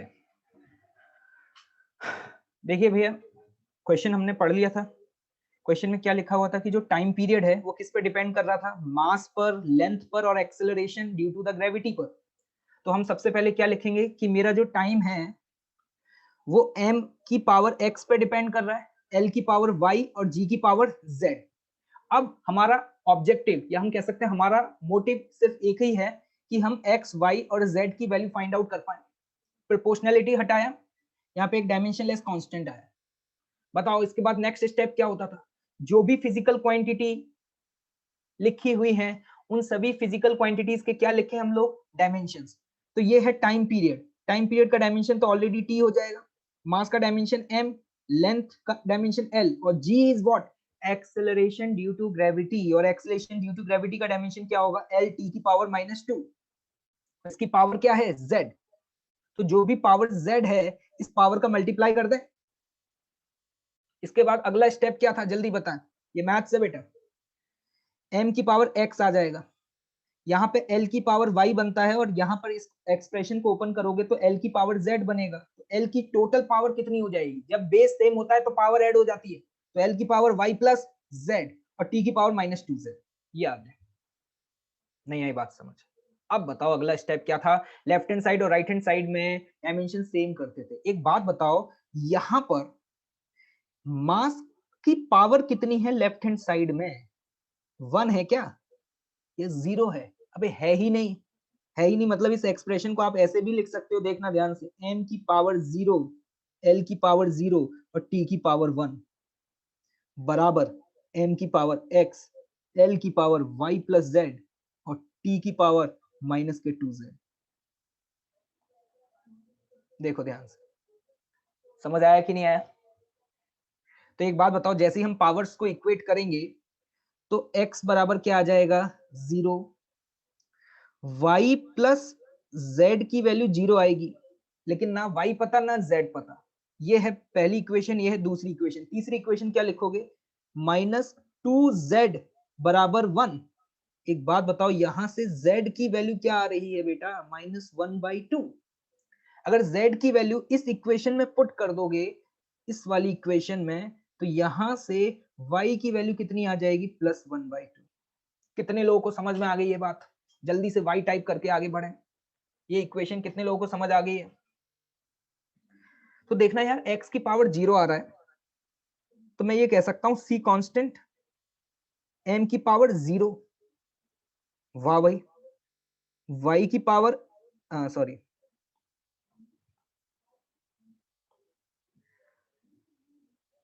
l की पावर 1/2 और g की पावर -1/2। मतलब टाइम पीरियड मास पे तो डिपेंड ही नहीं कर रहा, और ये g की पावर -1/2 आ रही है। इसी एक्सप्रेशन को अपन लोग ऐसे भी लिख सकते हैं ना, कोई कांस्टेंट l अपॉन g, क्योंकि पावर नेगेटिव है, उसको डिवाइड करके इसकी पावर 1/2, मतलब इसी एक्सप्रेशन को सिंप्लीफाई करके ऐसे भी लिखा जा सकता है। क्या सहमत हो? तो लोग कह रहे थे अभी कुछ देर पहले, एक स्टूडेंट ने मुझसे डाउट पूछा कि सर ये भी तो हो सकता है कि ये इनवर्सली प्रोपोर्शनल हो। तो मैंने कहा होगा तो अपने आप वैल्यू आ जाएगी। तुमने देखो यहाँ पे प्रोपोर्शनलिटी मानी, लेकिन जेड की वैल्यू नेगेटिव आ गई, माइनस के 1/2, तो अपने आप ही जी डिनोमिनेटर में चला गया या नहीं चला गया? तो तुम्हें नहीं सोचना है कि वो डायरेक्टली प्रोपोर्शनल है, इनवर्सली प्रोपोर्शनल है। ये मैथ्स वालों का काम है, ये मैथ्स का डिपार्टमेंट है। जब आप इक्वेशंस लिखेंगे और उन इक्वेशंस को सॉल्व करेंगे, तो तुम्हें अपने आप पता चल जाएगा कि वो length, acceleration due to gravity और मास पर किस तरीके से डिपेंड कर रहा है। ये दक्ष पूछ रहे हैं कि एक्स वाई जेड की जगह एबीसी नहीं ले सकते। क्या बेटा बच्चों जैसी बातें कर रहे हो? ये अननोन है, तो अननोन जो तुम्हारा मन करे वो मान लो। तुम्हारा नाम ए से शुरू हो रहा है, तो तुम्हें कांस्टेंट एबीसी मानने हैं, तो तुम एबीसी मान लो बेटा। क्यों? इसमें कोई नहीं है, ये तो वेरिएबल्स हैं। आपको जो मानना है वो मान करके सॉल्व कर सकते हैं। क्लियर? आगे बढ़ा जाए, समझ आ गया है?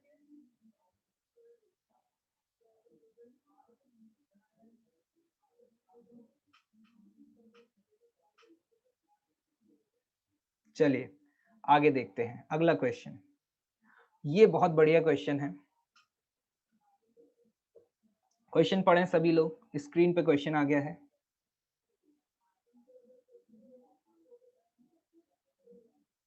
एक मिनट, यहाँ पे कोई पावर इंटरचेंज हो गई है क्या? एक स्टूडेंट बोल रहे हैं कि कोई इंटरचेंज हो गया है। नहीं, सही तो लिखा हुआ है बेटा। एल की पावर 0 क्यों आएगी? एल क्या था यहाँ पर? वाई था, वाई। वाई प्लस जेड 0 है, तो जब जेड की वैल्यू -1/2 आएगी, तो वाई की वैल्यू +1/2 हो जाएगी।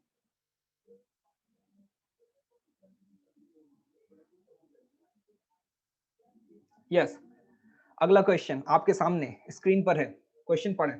बहुत बढ़िया क्वेश्चन है, जल्दी पढ़ें, जल्दी से आंसर बताएं।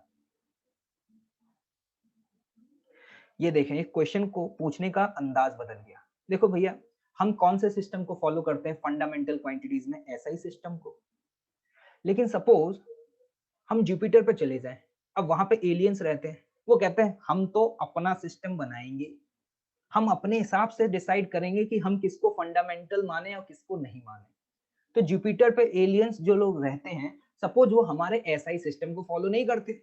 वो कहते हैं कि भैया ये जो सिस्टम है ये आपके प्लेनेट पे बना है, हम इसको फॉलो नहीं करेंगे, हमारा सिस्टम अलग होगा। हमने कहा अच्छा, तो बताओ क्या होगा? तुमने कहा कि हम यहाँ पर, ये क्वेश्चन पूछने का अंदाज बदल गया है। उन्होंने कहा कि हम जुपिटर पर फोर्स, वेलोसिटी और टाइम को फंडामेंटल क्वांटिटी कंसीडर करेंगे। क्या बोला उन्होंने कि वो फोर्स, वेलोसिटी और टाइम को, उनका अपना सिस्टम है, वो कहते हैं हमारे यहाँ पर फंडामेंटल क्वांटिटीज जो आपके यहाँ पे 7 होती थी वो नहीं है, हम तो यहाँ पे फोर्स, वेलोसिटी और टाइम को फंडामेंटल क्वांटिटी कंसीडर कर रहे हैं। तो आपको ये बताना है कि डायमेंशनल फॉर्मूला क्या होगा मोमेंटम का। बेटा ये क्वेश्चन बिल्कुल वैसे ही है जैसे आपने ऊपर जो क्वेश्चन सॉल्व किया था, मतलब अप्रोच वही है, पूछने का अंदाज बदल गया है। वो बोलते हैं ना, कहनी तो एक सेम ही बात थी लेकिन अंदाज ही बदल गया। तो इस क्वेश्चन को कैसे अप्रोच करोगे, देखें जल्दी से। हमें डायमेंशंस निकालने हैं मोमेंटम के, तो हम यहाँ पर बोलेंगे कि यार जो मोमेंटम है, सपोज इस मोमेंटम को मैं p से रिप्रेजेंट कर रहा हूँ, ये प्रोपोर्शनल होगा किसके, f की पावर x, v की पावर y और t की पावर z के। क्लियर? जल्दी करें फटाफट, क्लास ओवर होने वाली है। अब मेन ऑब्जेक्टिव है मुझे x, y और z की वैल्यू फाइंड आउट करनी है। क्या आप यहाँ से x, y, z की वैल्यू फाइंड आउट कर पाएंगे? अगला स्टेप क्या होता है, प्रोपोर्शनलिटी हटाएं, कांस्टेंट लगाएं, f की पावर x, v की पावर y और t की पावर z। जल्दी बताएं इसके आगे क्या करना होगा। इसके आगे p क्या है, मोमेंटम, मोमेंटम के डायमेंशन लिखना आते हैं, मास इनटू वेलोसिटी। जल्दी क्विक, जल्दी सॉल्व करें। लिख दिया। c का डायमेंशन नहीं होगा, फोर्स का डायमेंशन क्या होगा, बहुत बढ़िया। स्पीड, स्पीड का डायमेंशन क्या होगा, और t टाइम, टाइम का डायमेंशन क्या होगा, ये होगा। देखो बेटा देखो, ये आ रहा है, सभी का सॉल्व होना चाहिए, मुझे आंसर चाहिए।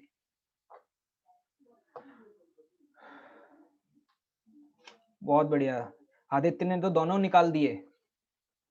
स्टूडेंट्स तो अभी मोमेंटम ही नहीं निकाल पा रहे हैं, बहुत इफेक्टिव स्टूडेंट्स हैं, बहुत बढ़िया।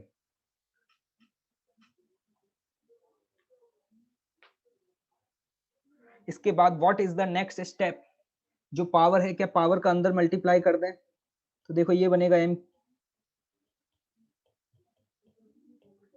l की पावर y, t की power minus y and t की पावर z। इसके बाद अगला स्टेप क्या होता था, जल्दी बता दो, जल्दी बता दो, जल्दी। जिनका बेस सेम है उनकी पावर्स को ऐड कर दो। तो देखो यहाँ पे m की पावर x, l की पावर देखो कहाँ कहाँ पे l आ रहा है, यहाँ पे l की पावर x है, यहाँ l की पावर y है, और कहीं l आ रहा है, नहीं आ रहा। तो l की पावर क्या लिखोगे यहाँ पर, x प्लस y। अब आ जाते हैं t पर, t पे जल्दी देखो, जल्दी जल्दी फटाफट क्विक। t की पावर ये 2x, ये माइनस y और ये z। तो बताओ यहाँ पे t के लिए क्या लिखोगे, माइनस के 2x माइनस के y प्लस के z। क्या समझ आ गया है? बहुत अच्छे, शानदार।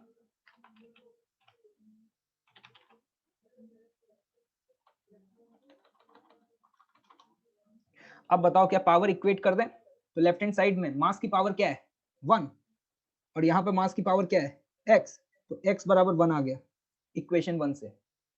इक्वेशन 2, l की पावर x प्लस वाई, यहाँ पे l की पावर क्या है 1।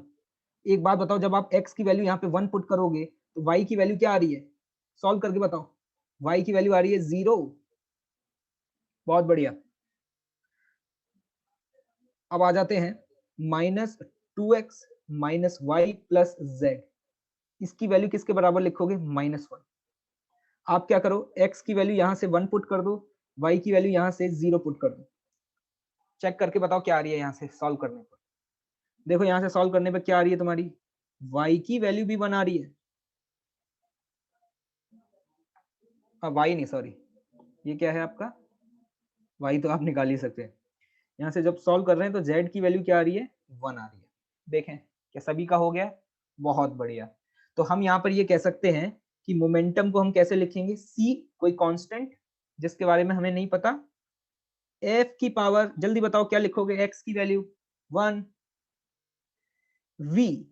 v की पावर क्या लिखोगे 0, और z सॉरी ये क्या है टाइम, t की पावर क्या लिखोगे 1। तो हम ये कह सकते हैं कि अगर हम जुपिटर पर रह रहे होते और हमसे कोई कहता कि जनाब मोमेंटम के डायमेंशन लिख करके बताओ, तो हम मोमेंटम के डायमेंशन लिखते एफ वी की पावर 0 टी, इस तरीके से।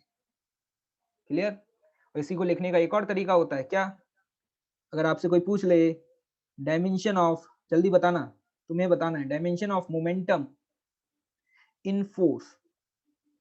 बताओ क्या लिखोगे answer, dimension of momentum in force. Answer होगा 1। क्लियर। इसी तरीके से आपसे पूछा जाता है dimension of momentum in speed. Speed में डायमेंशन क्या लिखोगे, स्पीड में डायमेंशन क्या लिखोगे, 0। और टाइम में डायमेंशन क्या लिखोगे, 1। तो देखो ये जो क्वेश्चन हमने अभी किया, ये जो लास्ट क्वेश्चन, इसमें मैंने एनर्जी के निकाल दिए, मोमेंटम आप खुद निकाल के लाइएगा। ठीक है, आप सभी को सॉल्व करना है, मैं यहाँ पे आंसर लिख देता हूँ, आप सभी का आना चाहिए। एनर्जी बराबर आता है constant into f into v into t. ये मेरा आंसर आता है। कि जिन लोगों का नहीं आया वो निकालें, काफी सारे स्टूडेंट निकाल भी चुके हैं। आपने देखा क्वेश्चन पूछने का अंदाज बदल गया, लेकिन उस क्वेश्चन को अप्रोच करने का जो मेथड है, वो मेथड क्या है, जल्दी बताओ, वो मेथड क्या है। वो मेथड तो वही है जो हमने अभी किया था। उन्होंने बोला कि जुपिटर पर हम अपना एक नया सिस्टम बनाते हैं, और उन्होंने कहा कि हम इन 3 क्वांटिटीज को अपनी फिजिकल क्वांटिटी कंसीडर करेंगे। हमने कहा ले लो, कोई दिक्कत नहीं है भैया। फिर उसने पूछ लिया कि बताओ मोमेंटम और एनर्जी के डायमेंशंस क्या होंगे। तो हम बिल्कुल वैसे ही अप्रोच करेंगे जैसे हमने प्रीवियसली क्वेश्चंस को सॉल्व किया है। क्या सभी को समझ आ गया है? क्या सहमत हो? क्या आज के बाद ऐसे क्वेश्चन जब भी आएंगे क्या सॉल्व कर पाओगे?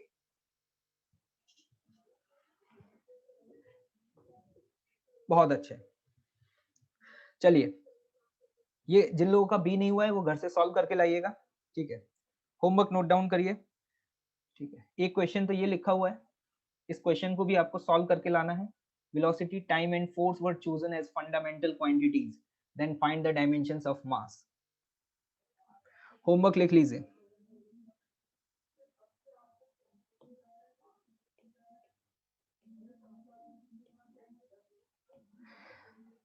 मैं होमवर्क लिख करके भेज दूंगा, आप हैंड।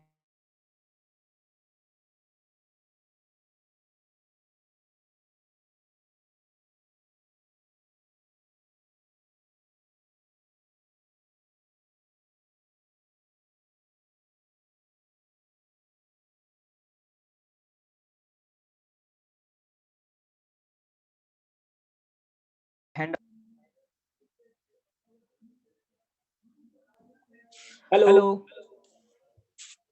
हाँ, हाँ, मेरी वॉइस क्लियर आ रही है?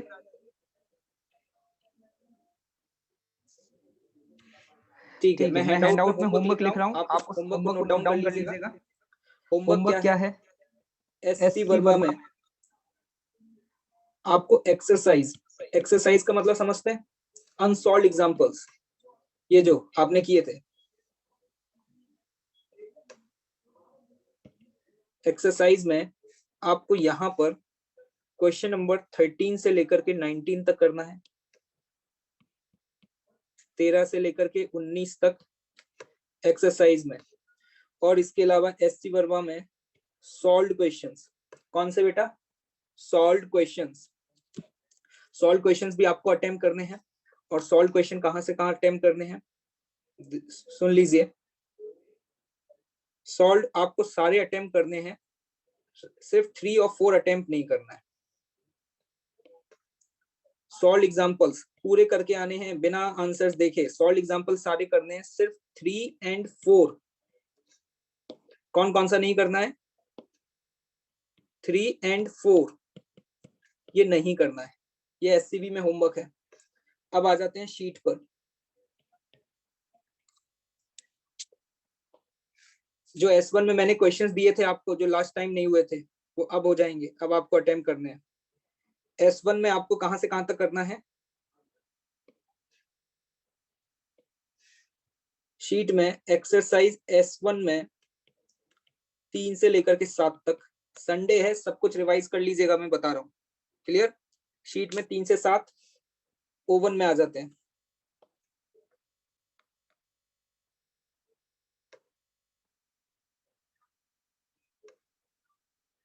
ओवन में आपको अटेम्प्ट करना है 5 to 9, 5 to 9। क्लियर? जिसमें एक क्वेश्चन नहीं करना है, 6 वाला क्वेश्चन नहीं करना है। क्या नोट कर लिया है मेरा होमवर्क? सभी को स्क्रीन विजिबल है?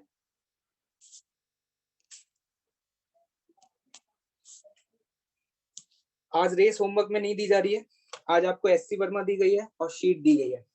और एक काम करिएगा, शाम को 3 बजे से पहले जहां पे मैं हैंडआउट शेयर करता हूं वहां पर देख लीजिएगा। अगर मैं कुछ अपलोड करूं तो उसे डाउनलोड कर लीजिएगा, ठीक है? और हैंडआउट भी डाउनलोड कर लीजिएगा। ये होमवर्क क्या आप लोगों ने नोट डाउन कर लिया है? मैं इस होमवर्क को फिर से लिख करके भेज दूंगा, तो एक बार आप हैंडआउट जरूर देख लीजिएगा। तो क्या क्या होमवर्क मिला जल्दी बताओ। एससी वर्मा में एक्सरसाइज में 13 से 19 सॉल्व एग्जाम्पल करने हैं, जिसमें 3 और 4 नहीं करना। शीट में कहां से कहां तक करना है? 3 से 7, 5 से 9। क्लियर? सहमत? ओके। इसके अलावा ये आपको क्वेश्चन दिया गया है, ये क्वेश्चन भी आपके लिए होमवर्क है। तो चलिए पढ़ते रहिए, इसी तरीके से मेहनत करिए, ठीक है? Okay, take care. संडे रहेगा, मेहनत करनी है भैया।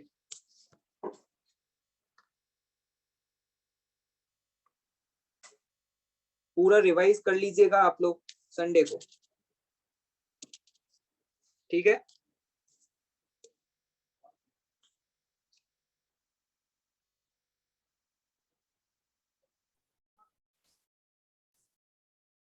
सॉल्व एग्जाम्पल्स और अनसॉल्व एग्जाम्पल दोनों करके आने हैं। कल क्लासेस होंगी या नहीं होंगी उसके रिगार्डिंग आपको शेड्यूल मिल जाएगा, तो डोंट गेट पैनिक। और अपने ट्यूटोरियल बैचेस के जो भी फैकल्टीज हैं प्लीज उनके आप कांटेक्ट में रहिएगा, ठीक है?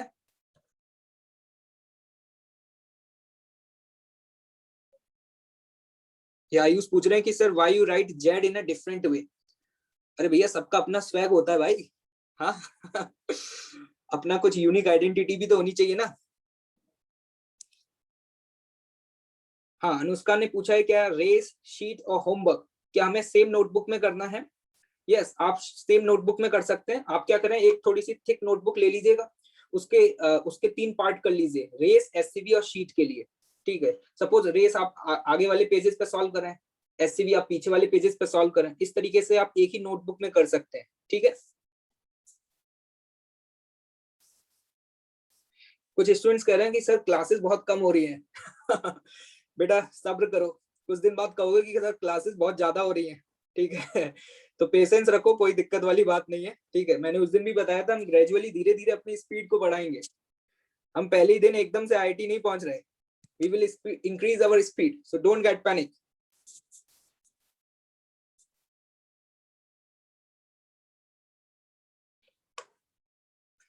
अंकित कुमार पूछ रहे हैं कि अगर डायमेंशनली इनकरेक्ट है तो जरूरी है कि वो एक्सप्रेशन करेक्ट होगा?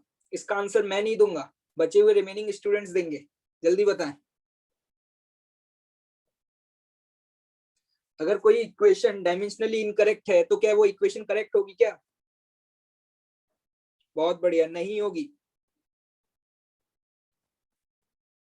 आदित्य ने पूछा है कि वो जो सी कांस्टेंट है क्या वो हर केस में डायमेंशन लेस होगा? बिल्कुल, हर केस में डायमेंशन लेस होगा।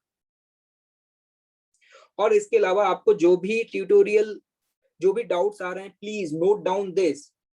आपका जो ट्यूटोरियल क्लासेस का सिस्टम है, it is a back support system.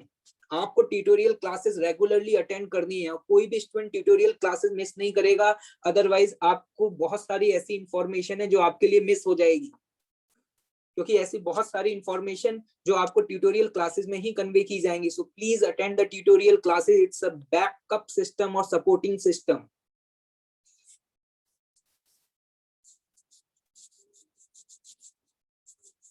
तो ठीक है, मिलते हैं अगली क्लास में, अपना ध्यान रखिएगा। So take care all of you.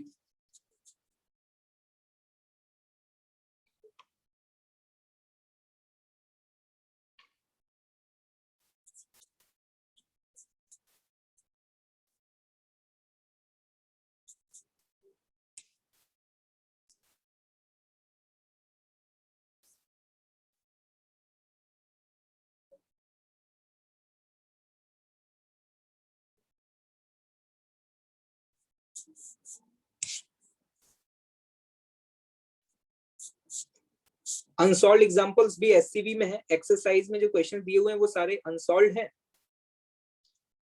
अगर आप एससीवी देखेंगे तो आपको ये सारी चीजें समझ आ जाएंगी बेटा खुद साहब, ठीक है। एक बार एससीवी खोल के तो देखो।